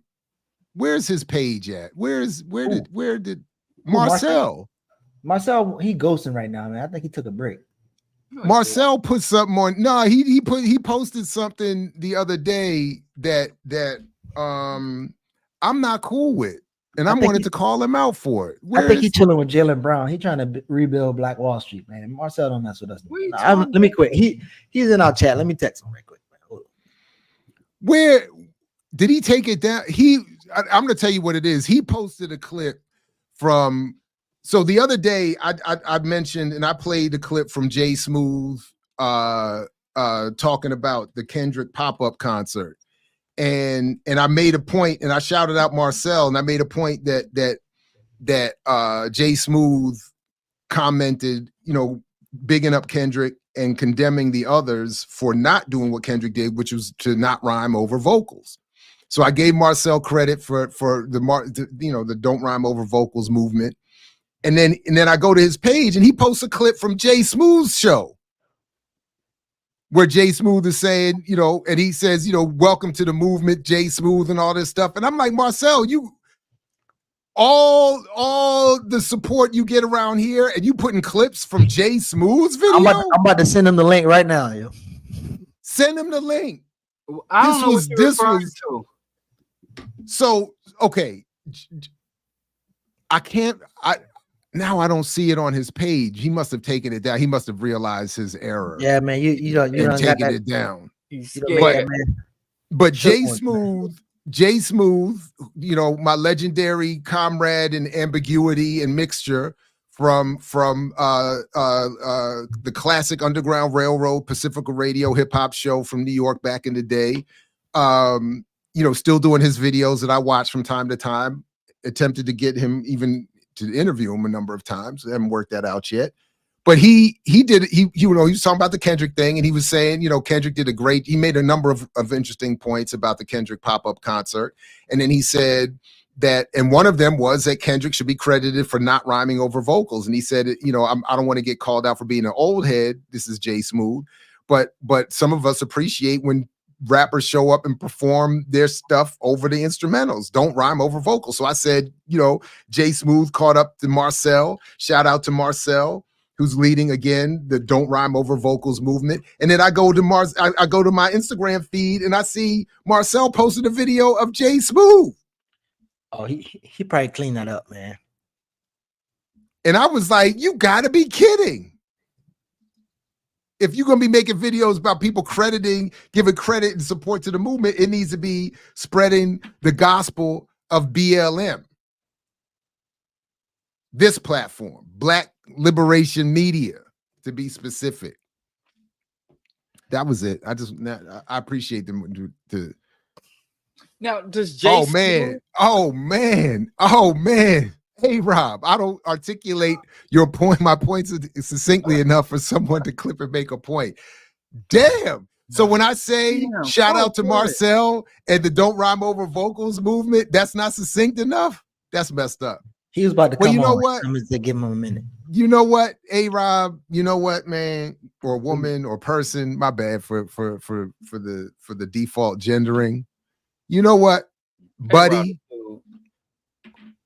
You know what, Rob? You probably right. I'm not a soundbite dude.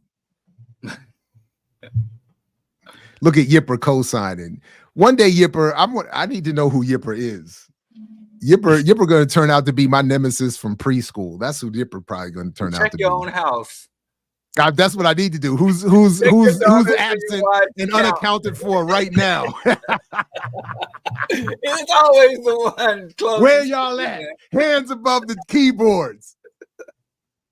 Hands up, don't type.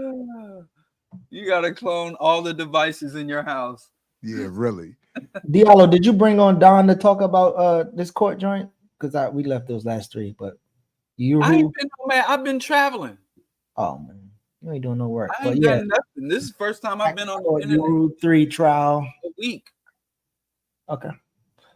Sorry, I ain't doing. Oh yeah, Jared. You've been doing your show. Stop it. No, I haven't. They say people get Jared to respond to this topic probably every few months. I told you I've been in Middle America, reconnecting with my roots. As a descendant of slavery, I went back to. They're gonna clip you and say you hating on cooperatives, Jared. No, I come from slavery, nothing more. Word, Flomo. Starts in slavery. Don't bend. And did we get through the questions? Well, this is last one. Done.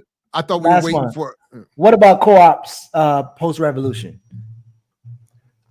So if I remember correctly, what I read in the Jackson Rising book, and what I read in the Socialist Reconstruction book, which I got to finish and come back to, I want us to discuss more here, is that they are essential to post-revolutionary arrangements and organization, so that they are to be part of the newly formed post-revolutionary operation, that they are, in fact, what I believe Richard Wolff was saying in his contribution to the Jackson Rising book, is that they are, what Jackson is doing is demonstrating the transitory potential or purpose of these, that they are to help us build the new world post-revolution. So yeah, it makes sense that if you're going to, you have to organize production and you have to organize distribution for any society to thrive. So doing it in a cooperative as opposed to a private accumulated organized effort is the way it would have to work. I never say F y'all to the chat. Passionate Nah. Rebellion. Earlier, he kept saying you always berating or belittling the chat, something like that. No, I'm saying the chat is always right. Kind of hard on the chat. For real? Show, and I'll see something out of the corner of my eye. You be blocking people and shit. You're vicious with the chat. I don't think that's me. I don't think that's me. Hands up, don't type. Our moderator's doing it. Oh, it's moderators. Okay. All right. Again, does Jared have a couple of phones sitting there? 3 different phones on his desk along with the computer. There he is. I was about to There say, he I was is. about to text him again. Marcel. What's going on, man? What Yo, y'all talking about, man? Man, I'm talking about, I'm hating. I scroll through my IG feed. Crazy, and you got pulled up on, Jared. That's right. Look at the sweat on his forehead. It's glistening. What sweat? What sweat? Look at the angle. Your forehead is glistening. Okay, you got pulled up. That's normal. That's my daily glisten. Yeah, talk Go ahead, man. Let the man I talk. said, Marcel, I said, I'm scrolling through my IG and I see on your timeline, you got a clip of Jay Smooth praising him for acknowledging your don't rhyme over vocals movement. And I'm like, why Jay Smooth getting the video promo? Why aren't you clipping this platform's ardent support, consistent? If you was paying any type of attention, I've done that several times. I've shouted you out several times for shouting out the movement on Facebook, Instagram. I don't know if I've done an Instagram clip or whatever. That's just because I'm just not learning how to use CapCut. But if you go back and look at all those old Black Power Media posts. I don't want the old ones. I want the CapCut promo. You got the brand new fresh shit for old boy. I want the brand new fresh shit. I'm gonna cap the part where you say you a hater, and that's all I'm gonna put in. You woke me up at my little summertime nap for this, man. That man taking a nap, man. My bad, man. I didn't mean to call you out your nap. I thought, he started talking shit. I was like, let me text my guy. I don't want this. My bad, bro. I just had to make it play, man. We talk about you. Wanted you to pull up, man. Can you ask Marcel a question for me? What's up? You right here. Ask him. Is he a Southern rapper? Yes, I am. Okay. Diallo don't know where the South and the North is. He just be in places. But if you're from Southern California, are you from the South or from the West? Well, that's what they were saying, man. No. That's what you were saying. Marcel, please answer if you would answer that one. If you're from Southern California, are you from the South or from the West Coast? That's the West Coast. I thank you. Thank you, sir. Thank you, sir. So as far as I'm concerned, I'm batting. A lot of clarification. So the West Coast don't got a South. That's messed up. They just get everybody just one thing. No, Marcel came through. He clarified I'm a hater, and then correctly analyzed everything else. Thank you, sir. 100%. Wait. Let me. I need one clarity. Okay, so how far west do you go where you stop being the South? So Houston is still the South. What about Arizona? Is there a South over there? Once you get to California, you're no longer the South. You're just the West. Where's the line between South and West? I just want to know. That's the Southwest. After Texas. That's the answer. That's the answer. It's not just the physical regions. It's the culture, the history. The geography of the United States is divided. The South, the antebellum South, is creative because that was Dixieland. It's a whole culture and identity and history, not just the physical. You don't just draw a line through the middle of the United States and say, well, everything down here is the South and everything up there is the North. Well, that's what they're doing. That's what you're the only person. You're alone in that. Well, what I consider the South is like pretty much like what's below the Mason-Dixon, right? So like I know some people try to say North Carolina, Virginia is not the South. I've seen people say South Carolina, where you from, Geechee, not the South. That's the South to me. That's the South to me. But then it's tricky because like I was born in Oklahoma. Oklahoma is below the Mason-Dixon, but it wasn't a Confederate state. As to where Missouri is above us. Missouri had slavery, but it wasn't a Confederate state, right? So it's tricky or what have you. But I'm a Southerner between I got dual citizenship between Louisiana and Oklahoma. You know, Oklahoma's different type of South. Oklahoma. That's what you. Yeah, no, I live in Tulsa now. I was born in Southern Oklahoma. You're a Midwestern rapper, like I said. You nah. Look, I'm from Southern Oklahoma. I'm from 30 minutes. I'm from 30 minutes north of the Texas border. Like culturally, like where I grew up at and where I live at now is completely different. We've always claimed the South. Well, I was born, but I lived in Louisiana for 20 years, so I got dual citizenship. You know what I'm saying? Y'all got any more? If that's how that work, I'm a New Yorker. Man, you good, man. You put in your overtime work, man. Go ahead, man. Go ahead and get your summer rest on, man. The revolution that started. This is what y'all talking about? we gonna already trying to get our factions together. We post-revolution factions. We just lost the whole California South. They're gonna be mad. They ain't joining the revolution because y'all take from the white man. That's the most powerful critique I've ever heard. I thought the revolution was started. This is what y'all was doing. God damn. It's good to see y'all, brothers, man. It's good to see y'all, man. Always good to hear from you, man. Good to see you too, man. Be safe, man. Take care. Take care. Peace. All right, peace. I guess. All right. Well, we clarified that. That's what we do. We get to clarity around here. A Midwestern rapper, but Marcel came with the geography, baby. In Tech 9, but he want to be down there with Stanky Leg. Nah, you can't. Nah. That's not the South. That's just some cat. Matter of fact, them cats probably from the North and they move south. There's a bunch of people that move south. That rap. Okay, fine. Hey, damn stinky leg. The South has never been good to me. I don't know the South nothing. Y'all got all that heritage and stuff. Bro, you is not from the North anyway. But I'm from the Midwest, real America. All right, fellas. So I think we can leave it there. And oh, Jared, did you see us got our one African viewer? No, we got two. Oh, we did get some continental Africans. That's right. That's right. The map, and then we can go. Where's the map? I don't know. I don't have the shared link it last time. I didn't have it. Geechee? I mean, I did share it to y'all, but I'll send it back again. But yeah. I just what? Yeah, more than one. While he's getting that together, if again, folks, if anybody's in the DC area tomorrow, come through and hang out live 1 to 4 p.m. 1301 Connecticut Avenue Northwest. You can find flyers like this on all of our Instagrams, including the new Black Liberation Media Instagram.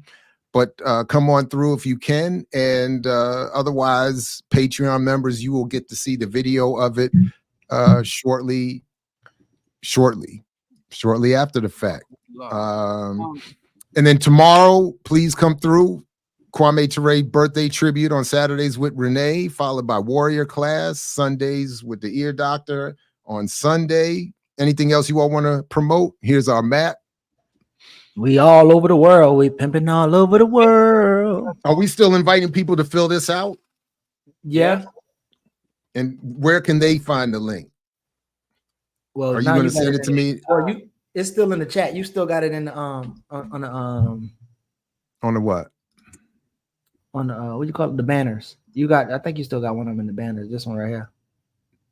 I think that's it. Is that it? That's not what I don't see that banner. Hold on, man. So can you just put the link in the group chat? I'm trying to. And then I'll. Costa Rican listeners, Geechee, you didn't leave an impression. Man, they actually don't like you, bro. That's why we they like out. You. Who was down there? They like me. I'm telling you, man. Y'all mess up. Not y'all, but you mess up a lot of my relationships in these worlds, man. I'm just going to be honest with you, bro. Ever since I met you, dude, my life been in shambles, dude. Yeah, I get that. Yeah. Oh, damn. You get that a lot, Diallo? That's good, though. That's why they call it the struggle. Don't say you want to be a part of the struggle and not expect the struggle. I had a bunch of friends. I had people love me, sending me support. And they said, ain't you the guy with the Diallo? I was like, dang. Now I can't even go in places and shit like that. I can't even get my free food and shit. Anyway, yeah. Wait, we got somebody. Diallo did mess up my book sales, though. Diallo be Mexico. Was this earlier? Mexico City. You can't click on it because I think a lot of expats down there. But where does it look like we're going to go? Because we're going where the most people are. I think New York or California. Mississippi. I know we're going to Jackson, but we're going to Jackson regardless for Skip Coon's album. Whether they want us there or not. Whether they ain't nobody in Jackson. We got one person in Tennessee. Who that? Skip right there. Well, Jackson is not in Tennessee, Mr. Geography. Wait, what you talking about? I'm talking about Memphis. That's Memphis right there, and then we got one person in Mississippi. That's North Memphis. That's not in the South. That's North Memphis. That's part Project Pat. So that's the point, though. Is Project Pat from the South or no? Is he from the South or no? Yeah, I'll be in New York in a couple of weeks. North Memphis. I'll be in New York. Yeah, I think New York, or I don't know if we can get the tally somewhere, but I think New York and California is what's this? Yeah. See, we need to be here, wherever these people at. Oh, we got somebody. Is that somebody out in Long Island? Long Island. Let's go out there. Let's go out to Long Island. I mean to give you. That's probably my aunt-in-law, my auntie. Oh, we got Yonkers Cats. I was just up there in Bronxville. Spreading the EYL gospel. No, looking at yachts, sipping. We got a Boston. Champagne. Sipping champagne. Yeah, man. And then what about the other part of the world, man? I'm supporting the motherland. Why do you keep zooming? Who's doing all these zoom ins? Me, man. I'm trying to see the joints, man. Down there, we got somebody in Tanzania and Kenya. Nairobi, yeah. Oh, I definitely want to go. Let's go to. I've not been to South Africa, to Tanzania yet, so let's go to Tanzania. Where are they exactly? How we know that's not an Afrikaans? A white man standing at the setting us up. EYL. That would be hilarious. De Klerk Jr. He's ready to give you a Rhodes Scholarship. Oh, it's somebody at a university or high school. Wait, what? Oh. Goodness. Yeah, we can get off the plane and it's an Afrikaans. Oh, listen, we got a space to do it at the Empowerment Center. There we go. Whoever that is at the Empowerment Center. Yeah. We're good to go. So anyway, go ahead and drop your location so you can see, and it also show you how close you are to other EYL supporters and fans. So go on and do that. South Korea, Philippines. Let's do it. We there. I ain't going to the Philippines. Overall, why not? Water. It's too much water to cross. Can't you swim? Ancestors, I'm not going that far across. You look like a swimming hole. Get you moving, Matt. Like my kids do. My bad, yo. I should have slowed down. All right, we late, man. It's like 3:45. It's 10,000 people. We just got all these people showing up. We over 1,000 in the chat. Get a late pass, like Professor Griff said. A couple hundred people just showed up real quick. Yeah, maybe they saw the map zooming and they was like, "Yo, we about to get a shout out." Get a late pass. We out of here. Yeah, man. All right, good people. Peace if you're willing to fight for it. Like Fred Hampton used to say, please do like, share, subscribe, support the platform in any way you can, including in our Patreon show in the show description. And we'll catch you next time right here on Earn Your Liberation. Thanks, everybody, for coming through. Peace. It's time for our next segment right here on Earn Your Liberation.